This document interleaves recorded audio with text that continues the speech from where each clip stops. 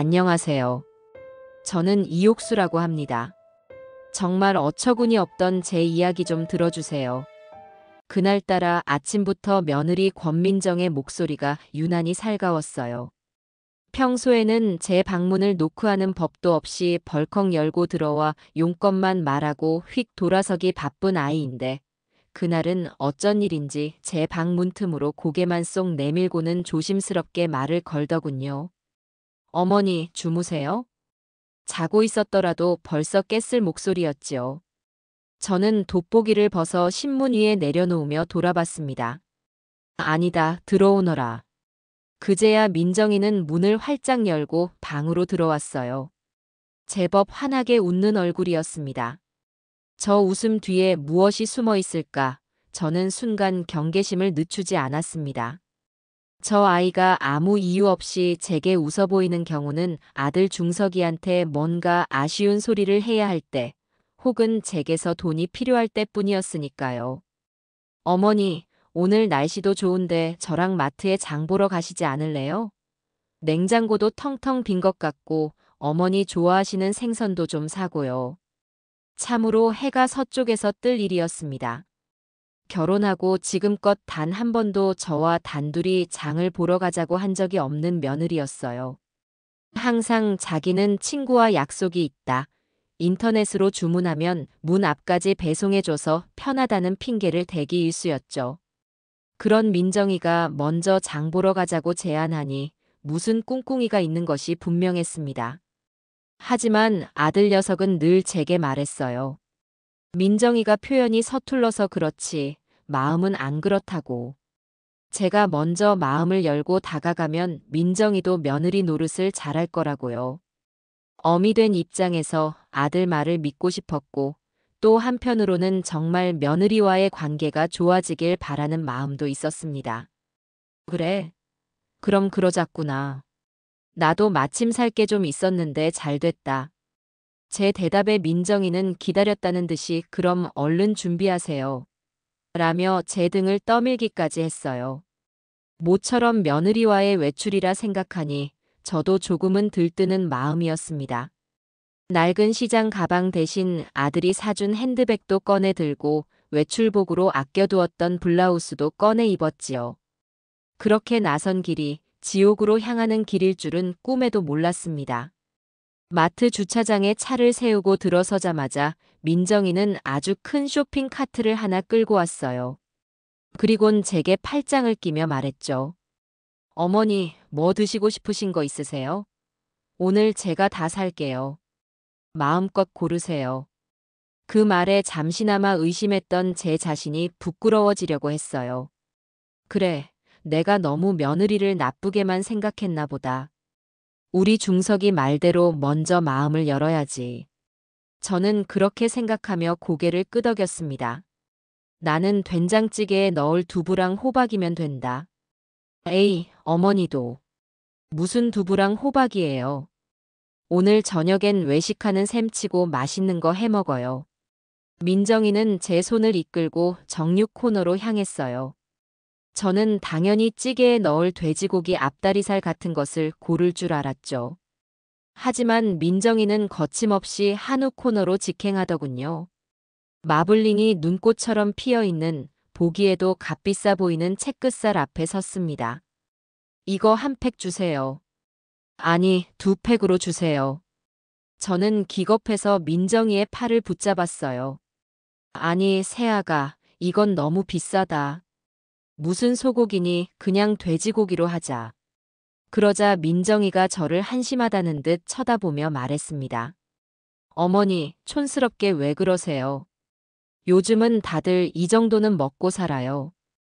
그리고 이거 중석 씨가 좋아하는 부위잖아요. 맨날 밖에서 힘들게 일하는 사람, 집에서라도 잘 먹여야죠. 아들 핑계를 대는데 제가 더 이상 무슨 말을 하겠어요. 저는 그저 입을 다물 수밖에 없었습니다. 한우 두 팩이 카트에 담기는 것을 시작으로 민정이의 쇼핑은 본격적으로 시작되었어요. 과일 코너에서는 제가 사과 한 봉지를 집어들자 그걸 다시 제자리에 돌려놓고는 수입산 유기농 사과를 카트에 담았습니다. 가격은 3배나 비쌌어요. 어머니, 이런 건 농약 덩어리예요. 비싸도 우리 몸 생각해서 이런 걸 먹어야죠. 생선 코너에서는 제가 고등어 한 손을 고르니, 아, 비린내 나요. 저는 생선 굽는 냄새 싫어요라며 제주산 은갈치 2마리를 담더군요. 그것도 가장 크고 비싼 놈으로요. 두부 한 모, 콩나물 한 봉지를 사러 온 제 계획과는 달리 카트는 순식간에 값비싼 식재료들로 채워져 갔습니다. 문제는 그뿐만이 아니었어요. 식료품 코너를 벗어나자 민정이는 아예 자기 세상인 양마트 곳곳을 누비고 다녔습니다. 어머, 이거 새로 나온 샴푸네. 프랑스에서 직수입한 거래. 향기를 맡아보는 현육만 하더니 샴푸와 린스, 바디워시 세트를 통째로 카트에 넣어버렸어요. 제가 집에 쓰는 거 아직 많이 남지 않았니? 라고 묻자 어머니, 여자는 기분 전환이 필요할 때가 있다고요라며 쏘아붙였습니다. 와인 코너에서는 망설임도 없이 10만 원이 넘는 와인 2병을 골라 담았고 화장품 코너에서는 자기가 쓰는 에센스가 떨어졌다며 자연스럽게 카트에 추가했어요. 카트는 산더미처럼 쌓여갔습니다. 제가 새아가 이제 그만 가자. 너무 많이 샀다라고 몇 번이나 말했지만 민정이는 들은 척도 하지 않았어요. 오히려 어머니, 왜 이렇게 절약을 못해서 안달이세요? 우리 중석 씨가 돈 못 버는 사람도 아니잖아요 라며 되레 저를 타박했습니다. 그 순간 저는 깨달았습니다. 아, 이건 며느리와의 오붓한 장보기가 아니구나. 이건 아들 등골을 빼먹는 현장을 제 눈으로 직접 확인시켜주는 일종의 시위 같은 것이구나. 그리고 그 돈을 내는 사람은 제가 아니라는 사실을 아주 잘 알고 있는 것이지요. 무거운 마음으로 계산대 앞에 섰습니다. 카트에서 물건을 꺼내 컨베이어 벨트 위에 올려놓는 데만 한참이 걸렸어요. 계산원이 쉴 새 없이 바코드를 찍는 동안 제 심장은 불안하게 쿵쾅거렸습니다. 삑 소리가 날 때마다 제 명치가 갑갑하게 조여오는 듯 했어요. 마침내 계산원의 입에서 최종 금액이 흘러나왔습니다. 총 53만 8천 원입니다. 제 입에서 헉하는 소리가 절로 나왔어요. 웬만한 집 한 달 식비가 한 번의 쇼핑으로 나온 셈이었죠. 제가 놀라서 굳어있는 사이 옆에 서 있던 민정이가 아주 과장된 연기를 시작했습니다. 어머머, 어떡해. 민정이는 두 손으로 입을 가리고는 눈을 동그랗게 떴어요. 그러고는 자기가 들고 있던 작은 핸드백을 뒤집을 듯이 흔들고 입고 있던 원피스 주머니를 필사적으로 더듬기 시작했습니다. 그 모습이 어찌나 실감나던지 모르는 사람이 봤다면 정말 지갑을 잃어버린 줄 알았을 겁니다. 지갑이요? 지갑. 세상에 지갑이 없어요. 그러고는 저를 보며 금방이라도 울 것 같은 표정을 지어 보였어요. 어머니, 정말 죄송해요. 제가 깜빡하고 지갑을 차에 두고 내려왔나 봐요. 아, 정말 정신이 없네. 저는 그 순간 알 수 있었습니다. 저건 연기라는 것을요. 저렇게 당황한 척하는 와중에도 민정이의 눈은 전혀 당황한 기색 없이 차갑게 빛나고 있었으니까요. 저 금방 진짜 번개처럼 다녀올게요. 어머니, 여기서 잠깐만, 아주 잠깐만 기다리고 계세요. 아시겠죠? 민정이는 제게 다짐을 받듯 신신당부를 하고는 계산원에게도 죄송합니다. 금방 올게요. 라고 외치고는 주차장 쪽으로 뛰어가 버렸습니다. 그리고 저는 똑똑히 보았습니다. 사람들 시선에서 벗어나 코너를 도는 바로 그 찰나 민정이의 입가에 스쳐 지나간 희미한 미소를요. 그건 당황한 사람의 표정이 아니었어요.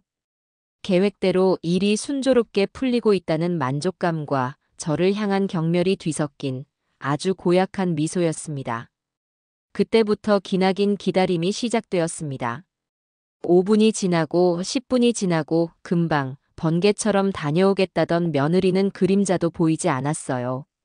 제 뒤로 길게 늘어섰던 줄은 다른 계산대로 흩어졌고 계산원은 짜증이 가득한 얼굴로 저와 산더미 같은 물건들을 번갈아 쳐다봤습니다. 손님, 언제 오신대요? 아, 금방 온다고 했는데. 저는 차마 얼굴을 들 수가 없었습니다. 30분이 지나자 결국 매장 관리자로 보이는 사람이 다가왔어요. 손님, 이 물건들 어떻게 하실 겁니까? 이렇게 계속 둘 수는 없습니다. 결국 저는 무거운 카트를 계산대 옆 사람들이 지나다니는 통로 한쪽으로 빼야만 했습니다. 오고 가는 사람들이 힐끔힐끔 저를 쳐다보는 시선이 마치 가시처럼 느껴졌어요. 어떤 사람들은 노골적으로 수군거리기까지 했습니다. 저 할머니 아까부터 저러고 있네. 자식 잘못 키웠나 봐. 얼굴이 불에 댄 것처럼 화끈거렸습니다. 1시간이 지났습니다. 저는 민정이에게 전화를 걸어보았어요. 신호음은 한참 동안 이어졌지만 민정이는 전화를 받지 않았습니다. 혹시 무슨 사고라도 났나 하는 걱정이 아주 잠깐 들었지만 코너를 돌며 비웃던 그 얼굴이 떠오르자 그런 걱정은 눈 녹듯 사라졌어요. 이건 명백한 의도였습니다. 저를 이 많은 사람 앞에서 망신 주고 골탕 먹이려는 아주 악의적인 계획이었죠. 2시간이 지나자 다리가 저려오고 허리가 끊어질 듯 아파왔습니다. 마트의 소음은 윙윙거리는 이명처럼 들리고 형광등 불빛은 어지럽게 번졌어요. 저는 멍하니 서서 생각했습니다. 내가 뭘 그렇게 잘못했을까? 아들 하나 보고 그저 며느리에게 좋은 시어머니가 되어주고 싶었을 뿐인데 왜 저 아이는 나를 이토록 미워하는 걸까? 서러움에 눈물이 핑 돌았지만 이가 갈리는 분노가 그 눈물을 말려버렸습니다. 3시간이 거의 다 되었을 무렵 저는 더 이상 기다리는 것이 무의미하다는 것을 깨달았습니다. 아니, 기다려서는 안 된다는 것을요. 이대로 넋놓고 당하고만 있을 수는 없었습니다. 저는 결심을 굳히고 구석에 처박아 두었던 카트로 다가갔습니다. 그리고는 산더미처럼 쌓인 물건들을 헤치기 시작했어요. 프랑스산 샴푸, 값비싼 와인, 며느리의 화장품, 유기농이니 뭐니 하는 과일과 채소들을 모조리 옆으로 밀어냈습니다. 그리고 그 속에서 제가 아침에 사려고 했던 된장찌개용 두부 한 모와 애호박 하나, 그리고 콩나물 한 봉지를 꺼내 들었어요. 아들 녀석 저녁이라도 끓여줘야겠다는 생각이었지요. 저는 그 3가지 물건만 품에 안고 다른 계산대로 향했습니다. 저를 기억하는 몇몇 직원들이 이상한 눈으로 쳐다봤지만 이제 그런 건 중요하지 않았어요. 제 핸드백에서 꼬깃꼬깃한 10,000원짜리 몇 장을 꺼내 계산을 마쳤습니다. 그러고는 며느리가 쌓아올린 허영에 산 그 50만 원이 훌쩍 넘는 물건들이 담긴 카트는 거들떠보지도 않고 마트 문을 나섰습니다. 차가운 저녁 공기가 폐부 깊숙이 들어오자 정신이 번쩍 드는 것 같았어요. 저는 택시를 잡기 위해 큰 길로 걸어 나갔습니다. 집으로 돌아가는 택시 안에서 저는 창밖으로 빠르게 스쳐 지나가는 도시의 불빛들을 보며 조용히 맹세했습니다. 오늘 내가 받은 이 치욕과 모멸감, 권민정, 너에게 반드시 몇십 배로 돌려주고야 말겠다고. 너의 그 뻔뻔한 얼굴에 웃음기 대신 피눈물이 흐르게 만들어주겠다고요. 택시에서 내리자마자 아파트 현관으로 들어서는 발걸음이 천근만근 무거웠습니다. 싸늘한 밤 공기가 옷깃을 파고들었지만 그보다 더 차가운 것은 제 마음이었어요. 엘리베이터의 오르내림을 알리는 숫자판을 멍하니 바라보는 동안 제 머릿속에서는 수만 가지 생각이 폭풍처럼 휘몰아쳤습니다. 이제 곧 집으로 돌아가면 며느리 권민정을 마주해야 합니다. 어떤 얼굴로, 어떤 목소리로 저를 맞이할까요? 아니, 맞이하기나 할까요? 제 분노와 모멸감을 저 아이는 조금이라도 알고 있을까요? 아니요, 그럴 리가 없지요. 알았다면 그런 짓을 저지를 리가 만무했습니다. 도어록 비밀번호를 누르는 손가락이 살짝 떨렸습니다. 띠리릭 하는 건조한 소리와 함께 문이 열리고 저는 조용히 안으로 들어섰어요. 집안은 제가 예상했던 그대로였습니다. 거실의 커다란 텔레비전에서는 요란한 예능 프로그램이 흘러나오고 있었고, 며느리는 가장 편한 자세로 고급 가죽 소파에 비스듬히 누워 깔깔거리며 웃고 있었습니다. 그 옆으로는 과자 봉지와 음료수 캔이 아무렇게나 뒹굴고 있었죠. 마치 아무 일도 없었다는 듯 세상에서 가장 평화롭고 안락한 시간을 보내는 모습이었습니다. 제가 3시간 동안 마트의 차가운 바닥 위에서 온갖 수모를 겪는 동안 저 아이는 바로 이곳에서 이렇게 편안하게 쉬고 있었던 겁니다. 제가 현관에 들어서는 소리를 들었을 텐데도 민정이는 한동안 돌아보지도 않았어요. 텔레비전에 시선을 고정한 채 마치 제가 없는 사람인 것처럼 행동하더군요. 그 오만하고 무례한 태도에 제 속에서부터 뜨거운 것이 울컥 치밀어 올랐습니다. 저는 핸드백을 식탁 위에 거칠게 내려놓았어요. 쿵 하는 소리가 나자 그제야 민정이가 소파에서 상체만 살짝 일으켜 저를 돌아봤습니다. 그 얼굴에는 놀라움이나 미안함 같은 감정은 단 한 점도 서려 있지 않았어요. 그저 왜 벌써 왔지? 하는 듯한 귀찮음과 짜증이 옅게 깔려 있을 뿐이었습니다. 어머니, 오셨어요? 목소리 또한 지극히 평온했습니다. 저는 대답 대신 거실로 성큼성큼 걸어가 텔레비전 리모컨을 찾아 전원을 꺼버렸습니다.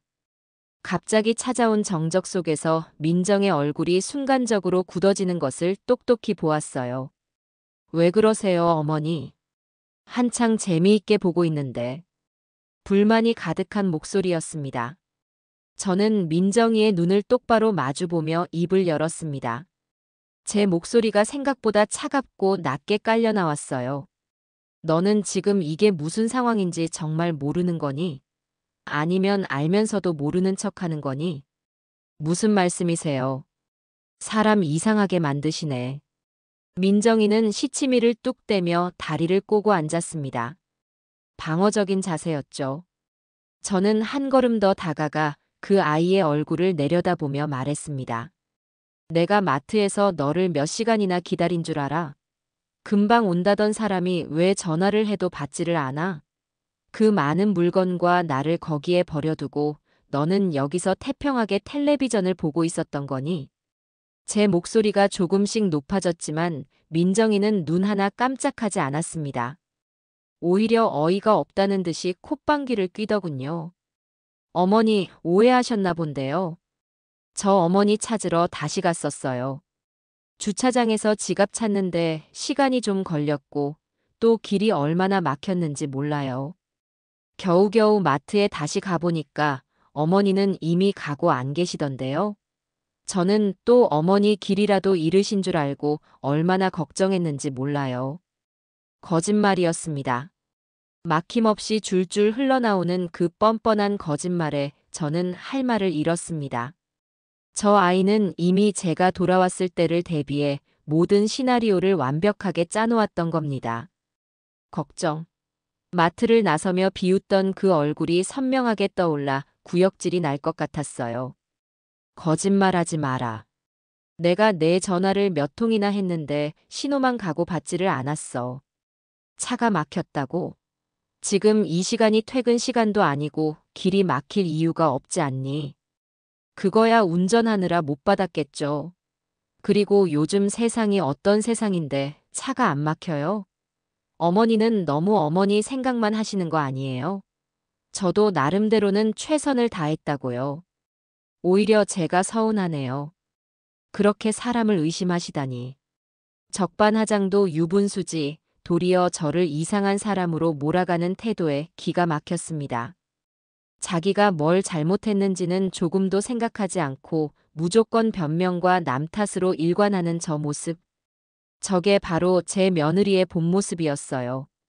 제가 더 이상 말을 잇지 못하고 분한 마음에 입술만 깨물고 있자 민정이는 이제 끝났냐는 듯이 자리에서 일어나 제 어깨를 툭 치며 지나갔습니다. 전 샤워 좀 해야겠어요. 아, 그리고 저녁은 어머니가 좀 해주세요. 장 보느라 피곤해서 저녁할 힘도 없네요. 그 말을 남기고 민정이는 침실로 휙 들어가 버렸습니다. 혼자 남은 거실에서 저는 한동안 석상처럼 굳어 서 있어야만 했어요. 피곤한 건 저 아이가 아니라 3시간 동안 서서 온갖 수모를 겪은 저였습니다. 그런데도 저녁밥을 차리라는 명령을 저렇게 태연하게 내릴 수 있다니. 인간에 대한 최소한의 예의나 도리조차 없는 아이였습니다. 그때 현관문 열리는 소리가 다시 들렸습니다. 아들 중석이가 퇴근하고 돌아온 것이었죠. 다녀왔습니다. 지친 목소리였습니다. 중석이는 현관에 서류 가방을 내려놓고 넥타이를 느슨하게 풀며 거실로 들어섰습니다. 그리고 저와 텅 빈 거실의 싸늘한 공기를 번갈아 보며 물었어요. 엄마, 무슨 일 있어? 민정이는? 제가 입을 열기도 전이었습니다. 샤워를 한다며 들어갔던 민정이가 어느새 물기 묻은 머리를 수건으로 감싼 채 침실 문을 열고 나타났습니다. 그리고는 중석이를 보자마자 금방이라도 눈물을 터뜨릴 것처럼 입술을 파르르 떨기 시작했어요. 완벽한 타이밍에 맞춘 등장이었죠. 여보, 왔어요? 목소리마저 촉촉하게 젖어 있었습니다. 민정이는 제게는 눈길도 주지 않고 곧장 중석에게 다가가 품에 안기듯 기댔습니다. 여보, 나 너무 속상해. 오늘 어머니랑 장 보러 갔다가 내가 깜빡하고 지갑을 차에 두고 내렸거든. 그래서 어머니한테 잠깐만 기다리시라고 하고 지갑 찾아서 막 달려갔는데 그 사이에 어머니가 그냥 가버리신 거야. 전화도 안 받으시고. 나 정말 어머니한테 무슨 일이라도 생긴 줄 알고 심장이 철렁 내려앉았다고요. 눈물을 뚝뚝 흘리며 말하는 민정이의 연기는 아카데미 여우주연상 감이었습니다. 지어낸 이야기라는 걸 아는 제가 보기에도 저 정도인데 아무것도 모르는 제 아들은 오죽할까요? 중석이는 당황하며 민정이의 등을 토닥여 주었습니다. 그래. 아이고, 놀랐겠네. 괜찮아, 이제 괜찮아. 내가 얼마나 찾았는데 경비실에 연락하고 방송이라도 해야 하나 별 생각을 다 했어요. 그런데 집에 와 계셨던 거야. 다행이긴 한데 오셨으면 전화라도 한 통 해주시지. 내가 얼마나 걱정했는지 어머니는 모르실 거야. 그런데 오히려 나한테 화를 내시잖아.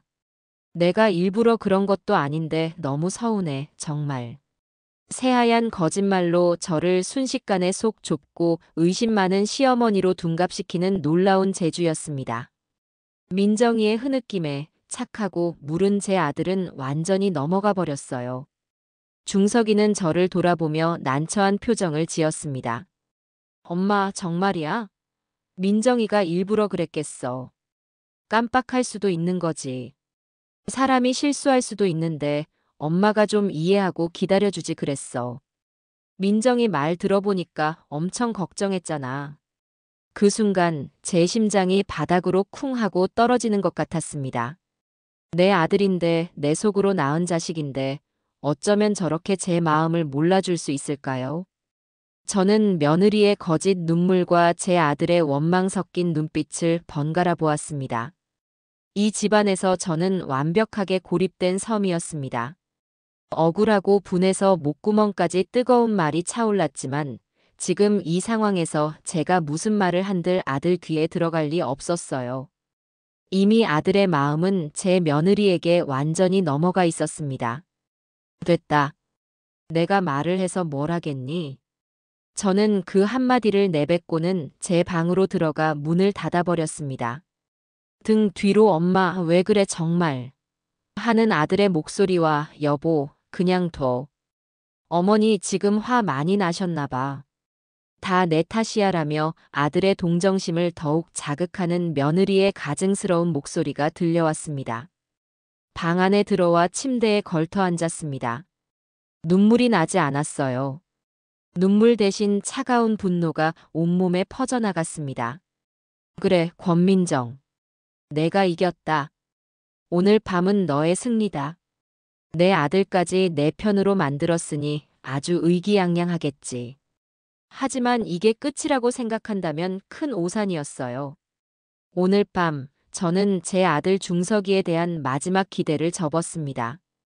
이제 더 이상 아들에게 기대거나 하소연하지 않을 겁니다. 이 싸움은 온전히 저 혼자만의 힘으로 치러야 한다는 것을 깨달았을 뿐입니다. 저는 자리에서 일어나 작은 서랍을 열었습니다. 그 안에는 낡은 가계부와 펜이 들어 있었어요. 저는 가계부의 맨 뒷장을 폈습니다. 그리고 오늘 날짜를 적고 그 옆에 권민정, 마트, 3시간의 치욕이라고 똑똑히 적어 넣었습니다. 이건 단순한 기록이 아니었어요. 이건 제 자신과의 약속이자 제 반격을 알리는 출사표였습니다. 저는 펜을 든 채 한참 동안 생각에 잠겼습니다.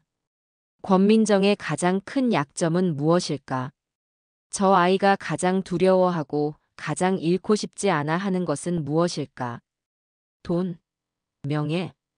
아니, 그 두 가지를 모두 포함하는 체면이었습니다. 남들 앞에서 있어 보이고 잘나 보이는 것. 친구들 사이에서 여왕처럼 군림하는 것. 바로 그것이 권민정의 아킬레스건이었죠. 좋아, 그렇다면 나는 바로 그 지점을 공략할 것이다. 저는 밤늦도록 잠들지 않고 앞으로의 계획을 세우기 시작했습니다. 감정적으로 맞서 싸우는 것은 어리석은 짓이었어요. 저 아이는 이미 거짓말과 연기에 통달해 있었습니다. 제가 필요한 것은 감정이 아니라 누구도 부인할 수 없는 사실과 증거였습니다. 그리고 그 증거들을 가장 효과적으로 사용할 수 있는 무대가 필요했죠. 저는 조용히 웃었습니다. 이제 게임의 규칙은 제가 정할 겁니다. 권민정, 너는 너가 판 무덤에 스스로 들어가게 될 것이야. 아주 천천히, 그리고 아주 고통스럽게 말이다.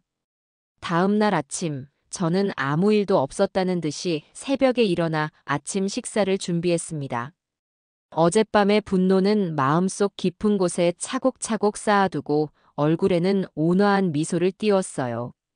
전쟁에서 이기려면 나의 패를 상대에게 먼저 보여서는 안 되는 법이니까요. 식탁에 앉은 아들은 여전히 제 눈치를 살폈고 며느리 민정이는 보란듯이 콧대를 세우고 앉아 제가 차린 밥을 투정하며 먹었습니다. 어머니, 이 국은 좀 짜네요. 김치가 다 떨어졌어요? 반찬이 이게 뭐예요? 평소 같았으면 내 입에 맞는 게 뭐가 있겠니라고 쏘아붙였겠지만 저는 그저 어머, 그랬니? 내일은 더 신경 써서 할게라며 웃어넘겼습니다. 제 그런 태도에 민정이는 오히려 의아하다는 표정을 지었고 아들은 안심하는 눈치였어요. 그래, 그렇게 방심하거라. 나의 칼은 보이지 않는 곳에서부터 너의 목을 겨눌 것이니. 그날부터 저는 조용한 관찰자가 되었습니다. 민정이의 일거수일투족을 파악하기 시작했죠. 저 아이는 하루의 대부분을 소파와 한몸이 되어 스마트폰을 들여다보거나 친구들과 전화통화를 하며 보냈습니다. 저는 일부러 거실을 청소하거나 빨래를 개는 현흉을 하며 그 통화 내용을 귀담아 들었어요. 통화의 내용은 대부분 비슷했습니다.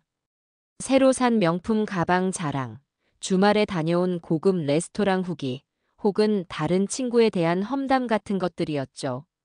그 과정에서 저는 민정이의 가장 친한 친구로 보이는 박혜진이라는 이름과 그들이 자주 만나는 장소가 압구정의 한 백화점 카페라는 중요한 정보를 얻을 수 있었습니다. 그리고 며칠 뒤 드디어 행동에 나설 때가 왔습니다. 저는 민정이가 필라테스 수업을 간다며 집을 나선 것을 확인하고 저 역시 외출 준비를 서둘렀어요. 옷장 깊숙한 곳에 넣어두었던 몇 년 전 아들이 사준 가장 점잖고 기품 있어 보이는 투피스를 꺼내 입었습니다. 그리고 화장대 앞에 앉아 옅게 화장도 했지요. 제 모습은 누가 봐도 걱정이 많아 수심에 잠긴 교양 있는 시어머니의 모습이어야만 했습니다. 압구정의 그 백화점은 제가 평생 와볼 일이 없을 것 같은 별천지였습니다. 번쩍이는 대리석 바닥과 눈이 부신 조명, 값비싼 물건들 사이를 오가는 사람들의 모습에 잠시 위축되기도 했지만 저는 이내 마음을 다잡았습니다. 저는 오늘 사냥을 하러 온 사냥꾼이었으니까요.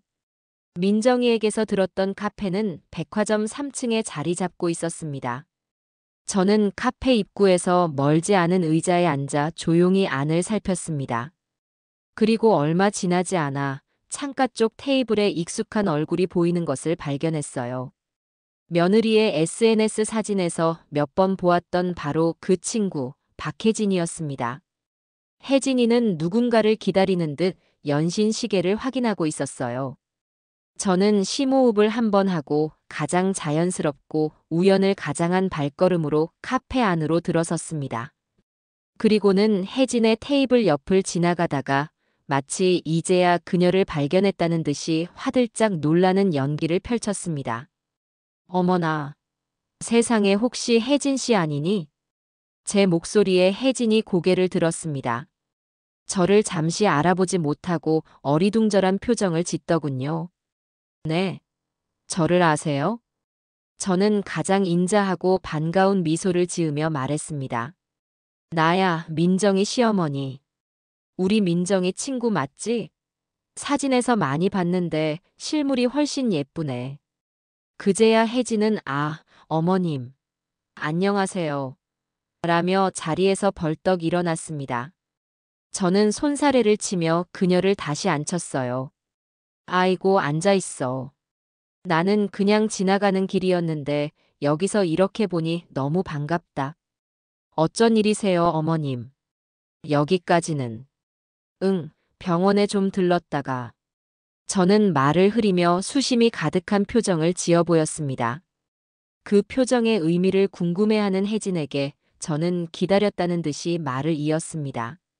사실은 내가 오늘 혜진 씨를 만나면 꼭 좀 물어보고 싶은 게 있었어. 네, 저한테요? 무슨 일이신데요? 혜진의 눈이 동그래졌습니다. 저는 주변을 한번 휙 둘러보고는 목소리를 낮춰 비밀 이야기를 하듯 말했어요. 이거 민정이한테는 절대 말하면 안 돼. 그 아이 자존심 상할까봐 그래. 이 한마디는 혜진의 호기심을 극도로 자극하는 최고의 미끼였습니다. 혜진은 몸을 앞으로 기울이며 제 말에 완전히 집중하기 시작했어요. 혹시 우리 민정이 요즘 무슨 힘든 일 있니? 내가 보기엔 스트레스가 너무 심한 것 같아서. 네. 민정이가요? 글쎄요, 별 얘기 없던데요. 맨날 좋다고만 하던데. 그래, 이상하다. 혜진 씨한테도 말을 안 했구나. 하긴 그 아이가 자존심이 얼마나 센데. 저는 깊은 한숨을 내쉬며 본격적으로 이야기를 풀어놓기 시작했습니다. 바로 며칠 전 마트에서 있었던 일이었죠. 하지만 저는 그 이야기를 민정이를 탓하는 방식으로 하지 않았습니다. 철저하게 정신적으로 힘들어하는 며느리를 걱정하는 시어머니의 입장을 견지했어요. 얼마 전에 나랑 마트에 장을 보러 갔는데 글쎄 카트 가득 물건을 담아놓고는 지갑을 잃어버렸다고 하더구나. 그래서 내가 괜찮다, 내가 내겠다고 했는데도 굳이 자기가 차에 가서 가져오겠다고 뛰어나가더라고. 여기까지는 사실이었죠. 하지만 그 다음부터는 교묘한 각색이 들어갔습니다. 그런데 1시간이 지나도 2시간이 지나도 오지를 않는 거야. 전화도 안 받고. 나는 정말 우리 며느리한테 무슨 큰일이 생긴 줄 알고 경찰에 신고까지 하려고 했어.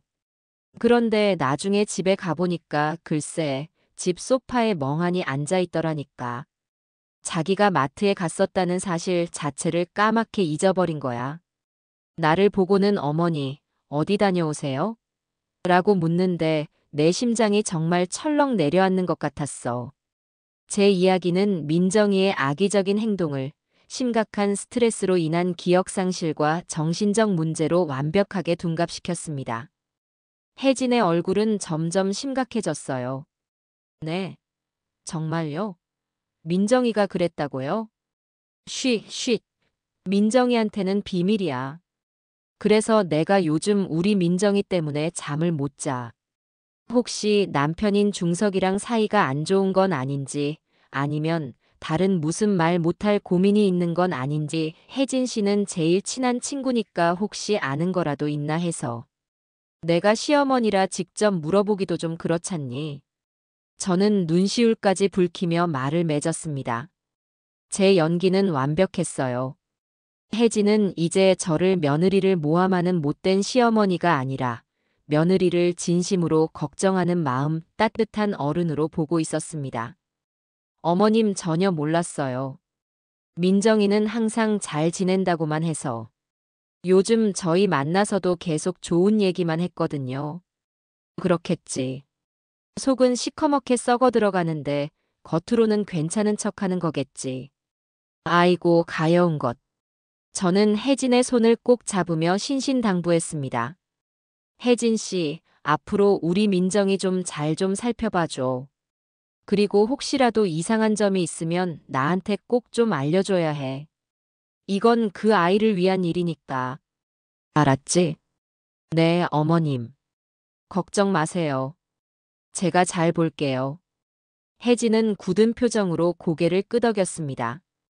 첫 번째 미끼를 성공적으로 투척한 저는 그럼 나는 이만 가볼게. 민정이한테는 오늘 나 만났다는 말하지 말고라는 말을 남기고 자리에서 일어났습니다. 백화점을 나오는 제 발걸음은 들어갈 때와는 비교할 수 없이 가벼웠습니다. 이제 주사위는 던져졌어요. 박혜진은 오늘 저녁이든 내일이든 반드시 권민정에게 전화를 걸어 안부를 묻는 척하며 오늘 저와 나눈 이야기를 떠볼 겁니다. 너 괜찮냐? 시어머님께서 너 걱정 많이 하시더라. 마트에서 있었던 일은 뭐니? 하고 말이죠. 그럼 민정이는 어떻게 반응할까요? 사실대로 내가 시어머니 골탕 먹이려고 일부러 버리고 왔어라고 말할 수는 없을 겁니다. 그렇다고 제 말대로 기억을 잃었다고 인정할 수도 없겠죠. 결국 어설픈 변명을 늘어놓거나 친구에게 화를 내며 저를 모함할 겁니다. 하지만 어느 쪽이든 민정이와 혜진의 완벽했던 우정에는 미세한 균열이 생기기 시작할 거예요. 권민정에게 뭔가 숨기는 게 있구나 하는 의심의 씨앗이 심어졌으니까요. 예상대로 그날 저녁 집에 돌아온 민정이의 표정은 좋지 않았습니다. 저녁 내내 휴대폰만 만지작거리며 누군가와 메시지를 주고받더군요. 저는 모르는 척 제 할 일을 했습니다. 그리고 마침내 제 방으로 민정이가 폭풍처럼 쳐들어왔습니다. 손에는 휴대폰을 쥔 채 얼굴은 분노로 시뻘겋게 달아올라 있었어요. 어머니, 지금 제정신이세요? 시작부터 반말과 고성이었습니다. 저는 읽고 있던 책을 조용히 내려놓고 며느리를 쳐다봤습니다. 무슨 일이니, 새아가? 그렇게 소리 지를 만큼. 무슨 일이냐고요? 그걸 지금 몰라서 물으세요? 오늘 압구정 백화점에 왜 가셨어요? 거기서 제 친구 혜진이는 왜 만나셨고요? 아, 혜진 씨 만났어. 지나가다 우연히 봤는데 어찌나 반갑던지. 저는 태연하게 대답했습니다. 제 평온한 태도에 민정이는 더욱 길길이 날뛰었어요. 우연? 우연 같은 소리 하시네. 어머니가 제 친구한테 무슨 소리를 하고 다니셨는지 제가 다 알아요. 제가 뭐 기억상실증 환자예요? 제가 정신병자냐고요? 나는 그냥 내 걱정이 돼서 한 말인데 이야기가 그렇게 전달되었나 보구나. 혜진 씨가 오해했나 보네. 오해? 오해? 어머니의 그가짜는 동정 따위 필요 없다고요. 왜 가만히 있는 사람을 정신병자로 만들어요? 제 체면은 뭐가 돼요? 체면? 새아가, 내게는 내 체면이 나를 마트에 3시간 동안 세워둔 것보다 더 중요한 거니? 제 차분한 반격에 민정이는 순간 말문이 막힌 듯 입을 뻐끔거렸습니다. 저는 자리에서 일어나 민정이에게 한 걸음 다가섰습니다. 나는 내가 나한테 왜 그랬는지 정말 궁금했어. 그래서 내가 혹시 아픈 건 아닌가, 힘든 일이 있는 건 아닌가 진심으로 걱정했단다. 그걸 친구에게 물어본 게 그렇게 큰 잘못이니? 내가 나한테 솔직하게 어머니, 제가 그날 일부러 그랬어요 라고 말했다면 나도 이런 걱정은 안 했겠지. 제 말에 민정이는 아무 대답도 하지 못했습니다. 분해서 씩씩거리면서도 제 논리를 반박할 말이 없었던 거죠. 결국 민정이는 두고 봐요. 다시는 제 주변 사람들 앞에 나타나지 마세요. 라는 악에 바친 소리만 지르고는 방을 뛰쳐나갔습니다. 쾅! 하고 닫히는 문을 보며 저는 옅은 미소를 지었습니다. 첫 번째 전투는 저의 완벽한 승리였습니다. 며느리는 제게 분노를 터뜨렸지만 정작 자신의 친구에게는 아무런 해명도 하지 못하고 전전긍긍하게 될 겁니다. 그리고 저는 며느리의 가장 큰 무기인 뻔뻔함과 가식을 역이용해서 그 아이의 세계의 첫 번째 균열을 만들어내는데 성공했습니다. 이제 시작일 뿐이었어요. 앞으로 더 큰 무대와 더 아픈 공격이 저 아이를 기다리고 있을 테니까요. 저는 조용히 끓여두었던 대추차를 한 잔 따랐습니다. 유난히 향이 달게 느껴지는 밤이었습니다. 첫 번째 전투에서 승리했지만 저는 결코 마음을 놓지 않았습니다. 며느리 권민정은 보통 내기가 아니었어요. 친구와의 관계에 균열이 갔다고 해서 쉽게 무너질 아이가 아니었죠. 오히려 더 교묘하고 악랄한 방법으로 제게 반격해 올 수도 있었습니다. 가십이나 심리전만으로는 부족했어요. 저 아이의 숨통을 완전히 끊어놓기 위해서는 누구도 부인할 수 없는 물증, 즉 결정적인 증거가 필요했습니다. 저의 첫 번째 목표는 마트 CCTV 영상 확보였습니다. 며느리가 저를 버려두고 가면서 비웃던 그 순간, 그리고 제가 3시간 동안 초조하게 서성이던 그 모습이 담긴 영상이야말로 모든 거짓말을 한 번에 무너뜨릴 수 있는 가장 강력한 무기였으니까요. 다시 그 마트를 찾아가는 일은 결코 유쾌하지 않았습니다. 그날의 치욕이 되살아나 발걸음이 무거웠죠. 하지만 저는 마음을 굳게 먹었습니다. 저는 더 이상 그날의 무력한 피해자가 아니었으니까요. 저는 일부러 허름한 옷차림에 화장기 없는 얼굴로 마트 고객센터를 찾아갔습니다. 그리고 며칠 전 소동을 기억하는 듯한 매장 점장을 조용히 불러냈습니다. 점장님, 드릴 말씀이 있습니다. 저는 금방이라도 눈물을 쏟을 것처럼 슬픈 표정을 지으며 점장을 한적한 곳으로 이끌었습니다. 다름이 아니라 며칠 전에 제가 여기서 며느리를 기다리다가 그냥 돌아간 일이 있었지요. 아, 네, 기억합니다, 어머님. 그때 그 카트는 저희가 다 원위치 시켰습니다. 고맙습니다. 그런데 점장님, 제가 정말 부끄러운 부탁이 하나 있어서 왔습니다. 저는 손수건을 꺼내 눈가를 찍는 신용까지 했습니다. 점장은 안쓰러운 눈으로 저를 바라보며 무슨 일이신데요, 어머님. 말씀해보세요 라고 말했어요. 사실은 제 며느리가 요즘 많이 아픕니다. 네. 어디가 편찮으신가요? 몸이 아픈 게 아니라 마음이 마음의 병이 깊어요. 스트레스가 너무 심해서 그런지 자꾸 기억을 잃고 엉뚱한 행동을 합니다. 그날 마트에서 있었던 일도 사실은 저를 일부러 버려둔 게 아니라 자기가 뭘 했는지조차 기억을 못해서 벌어진 일이었어요. 제 처연한 연기에 점장의 얼굴에 동정심이 어리는 것이 보였습니다. 저는 결정적인 한 방을 날렸습니다. 그래서 저희가 병원에 데려가서 상담을 받아보려고 하는데 의사 선생님께 그날의 상황을 정확하게 보여드리고 싶어서요. 혹시 그날 그 시간에 CCTV 영상을 좀 볼 수 있을까요? 그리고 혹시 복사도 가능할까요? 가족으로서 며느리를 치료하려는 목적으로만 사용하겠습니다. 제발 부탁드립니다. 저는 고개를 깊이 숙였습니다.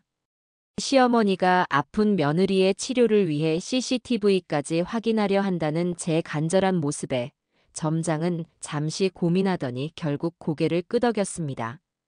알겠습니다, 어머님. 규정상으로는 안 되지만 사정이 딱하시니 제가 도와드리겠습니다.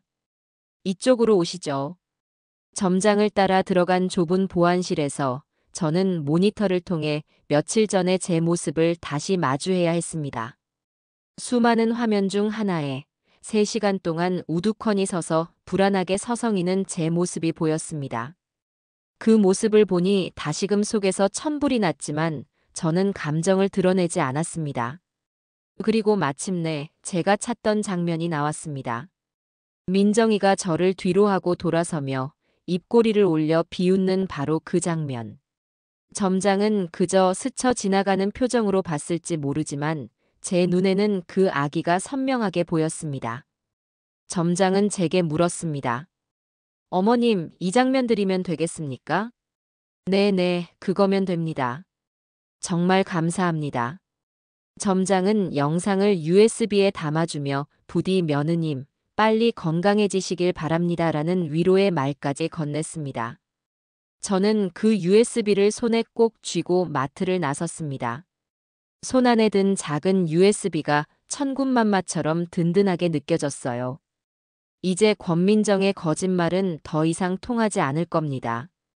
두 번째 목표는 돈이었습니다. 며느리의 허영심을 뒷받침하는 것은 바로 아들 중석이가 벌어오는 돈이었으니까요. 저는 그 돈이 어떻게 쓰이는지 정확히 파악해야만 했습니다. 하지만 제가 대놓고 카드 명세서 좀 보자고 할 수는 없는 노릇이었죠. 그래서 저는 또 한 번 연기를 해야만 했습니다. 주말 저녁 거실에서 중석이가 서류를 보고 있을 때 저는 조심스럽게 다가갔습니다. 중석아, 많이 피곤하지? 아니야, 엄마. 괜찮아. 다름이 아니라 내가 너한테 부탁이 하나 있는데. 뭔데, 엄마? 저는 아주 미안한 표정으로 입을 열었습니다. 내가 요즘 들어 자꾸 뭘 깜빡깜빡해서 시장에 가서도 돈 계산을 틀릴 때가 많아.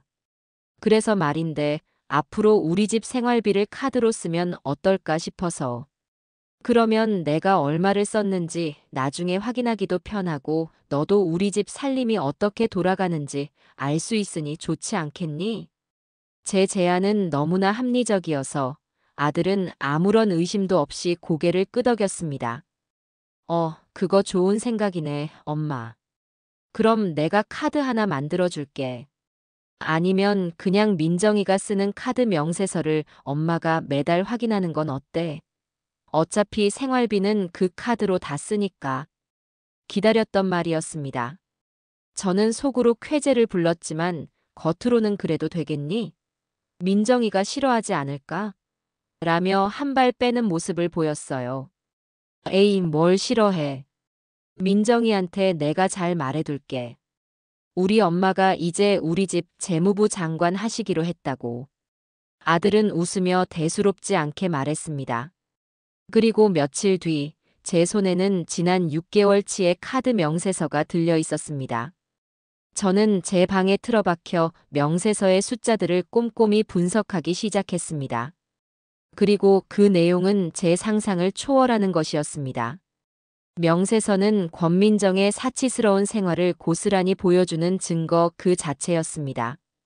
일주일에 두세 번은 호텔 레스토랑이나 청담동의 고급 식당에서 수십만 원씩 결제한 내역이 찍혀 있었고 백화점 명품관에서 가방이나 구두를 산 내역도 여러 번 발견되었습니다. 심지어 평일 낮 시간에 골프장과 피부관리실에서 결제한 내역까지 있었어요. 아들 중석이가 회사에서 죽어라 일하고 있을 바로 그 시간에 며느리는 남편의 돈으로 자기 자신을 치장하고 유흥을 즐기고 있었던 겁니다. 저는 특히 몇몇 날짜에 동그라미를 쳤습니다. 그날은 중석이가 회사 일로 밤늦게 파김치가 되어 들어왔던 날들이었어요. 중석이는 회사에서 중요한 회식이 있었다고 말했지만 명세서에는 민정이가 친구들과 강남의 비싼 와인바에서 거액을 결제한 것으로 나와 있었습니다. 아들의 피곤한 얼굴과 며느리의 흥청망청한 씀씀이가 겹쳐지자 저는 더 이상 참을 수 없는 분노를 느꼈습니다. 마지막으로 저는 아들의 상태를 좀 더 확실하게 파악할 필요가 있었습니다. 어느 날 오후 저는 정성껏 도시락을 싸서 무작정 중석이의 회사로 찾아갔습니다. 갑작스러운 방문에 아들은 당황했지만 이내 기뻐하며 저를 반겨주었죠. 엄마, 여기까지 어쩐 일이야? 우리 아들 고생하는데 밥은 잘 챙겨 먹나 싶어서 왔다. 점심 아직 안 먹었지? 저는 아들 사무실의 작은 휴게실에서 함께 도시락을 먹었습니다. 그리고는 아주 자연스럽게 아들의 회사 생활에 대해 묻기 시작했어요. 중서가 요즘 많이 힘들어 보인다. 일이 그렇게 많아? 회식도 너무 잦은 것 같고. 아무래도 연말이 가까워지니까 프로젝트 마감도 있고, 그래서 좀 바쁘네. 그래도 건강은 챙겨야지. 민정이는 너 고생하는 거 잘 아니? 그럼 알지. 민정이가 맨날 나보고 힘내라고 응원해주는데. 아들은 아무것도 모른 채 해맑게 대답했습니다. 저는 더 이상 직접적으로 묻지 않고 돌아가는 길에 아들의 부서 동료인 젊은 직원과 잠시 마주쳤을 때 기회를 잡았습니다. 안녕하세요. 우리 중석이 엄마예요. 아, 네, 어머님. 안녕하십니까? 우리 아들이 요즘 너무 힘들어 보여서요. 회사가 그렇게 바쁜가 봐요. 회식도 맨날 하고. 그러자 그 젊은 직원은 의아하다는 표정을 지으며 말했습니다. 네, 회식이요? 저희 부서는 회식 거의 안 하는데요. 특히 김중석 팀장님은 회식하자고 해도 맨날 집에 일찍 들어가셔야 한다고 제일 먼저 일어나시는 분인데요. 그 한마디에 모든 퍼즐이 맞춰졌습니다. 중석이가 말한 수많은 회식은 거짓말이었습니다. 아마도 며느리가 친구들과 놀기 위해 혹은 다른 이유로 늦게 들어오고 싶어서 아들에게 둘러댄 핑계였을 겁니다.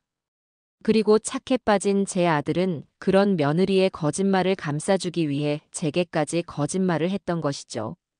집으로 돌아오는 버스 안에서 저는 창밖을 보며 생각했습니다. CCTV 영상, 카드 명세서, 그리고 아들 동료의 증언. 이제 무기는 모두 준비되었습니다. 권민정의 가식과 허영, 이기심을 증명할 차갑고 단단한 증거들이 제 손안에 들어왔어요. 저는 더 이상 망설이지 않을 겁니다. 다음번 무대는 온 가족이 모이는 자리가 될 겁니다. 그리고 그 무대 위에서 저는 가면을 쓴 며느리의 민낯을 모두의 앞에서 낱낱이 벗겨낼 것입니다. 이제 자비는 없었습니다. 저의 조용했던 반격은 이제 모두가 보는 앞에서 펼쳐지는 거대한 폭풍이 될 준비를 마쳤습니다.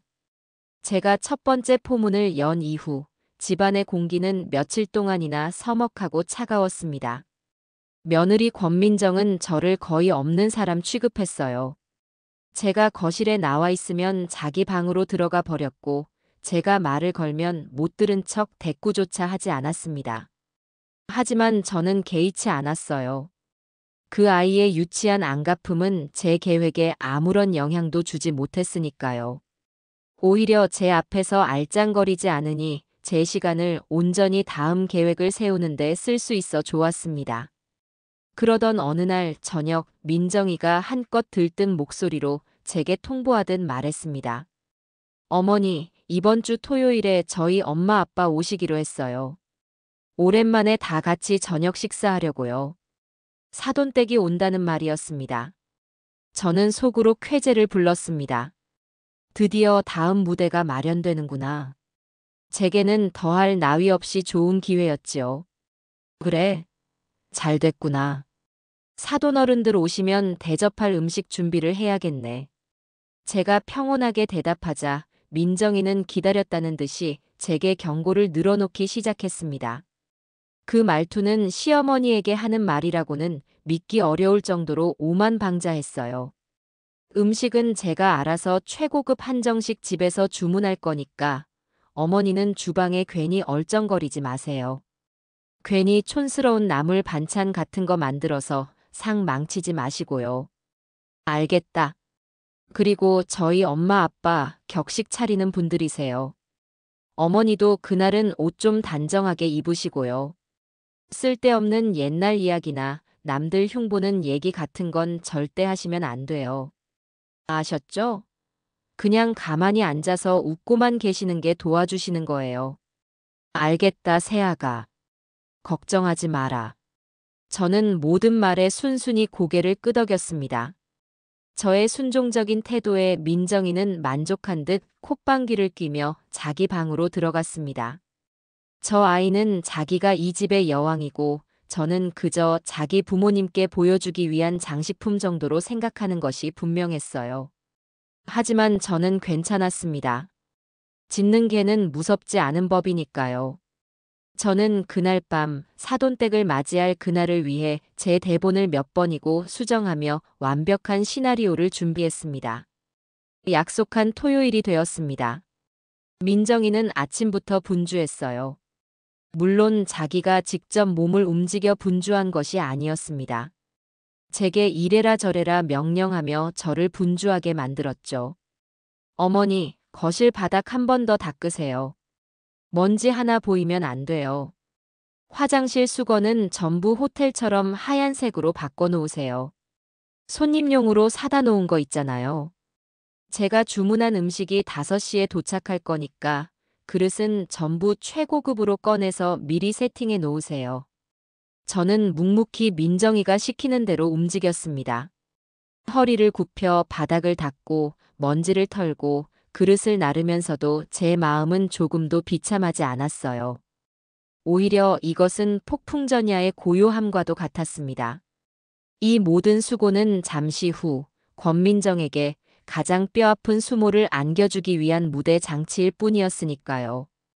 오후 5시가 되자 고급 포장 용기에 담긴 한정식 요리들이 배달되었습니다. 그리고 얼마 지나지 않아 사돈댁 내외가 도착했어요. 사돈어른은 중소기업을 운영하시는 분이었고 안사돈은 평생을 부유하게 살아온 티가 나는 곱게 나이든 분이었습니다.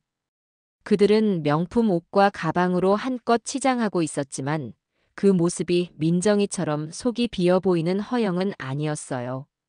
나름의 교양과 품위를 지키려는 사람들이었죠. 바로 그 점이 제가 공략해야 할 부분이었습니다. 아이고 사부인 사돈어른. 어서 오세요. 먼 길 오시느라 고생 많으셨습니다. 저는 가장 환한 미소로 그들을 맞이했습니다. 민정이는 제 옆에 서서 의기양양한 표정으로 자기 부모님을 소개했어요. 엄마, 아빠. 인사드려. 우리 어머님이야. 반갑습니다, 사부인. 그동안 잘 지내셨지요? 안사돈이 제 손을 잡으며 상냥하게 인사했습니다. 우리는 거실 소파에 마주 앉아 잠시 담소를 나누었어요. 민정이는 자기 남편 자랑, 자기 집 자랑을 늘어놓기 바빴습니다. 엄마, 우리 중석 씨 이번에 또 승진했잖아. 회사에서 얼마나 능력을 인정받는지 몰라. 이 집도 우리가 얼마나 공들여서 꾸몄는데. 인테리어 잡지에도 나올 뻔했다니까. 저는 그저 호호호 웃으며 맞장구를 쳐주었습니다. 우리 며느리가 살림을 어찌나 잘하는지 제가 요즘은 아주 편안하게 지냅니다. 라며 민정이를 한껏 띄워주기도 했죠. 제 칭찬에 민정이는 어깨를 으쓱했고 사돈 내외는 아주 만족스러운 표정을 지었습니다. 마침내 저녁 식사 시간이 되어 우리는 식탁에 둘러앉았습니다. 식탁 위에는 제가 정성껏 세팅한 그릇들 위에 민정이가 주문한 화려한 음식들이 가득 차려져 있었어요. 어머나 상다리가 부러지겠네. 이걸 다 우리 민정이가 준비한 거예요? 안사돈의 말에 민정이가 기다렸다는 듯이 대답했습니다. 그럼요, 엄마. 내가 오늘 아침부터 얼마나 바빴는지 몰라. 우리 어머님 편히 쉬시게 하려고.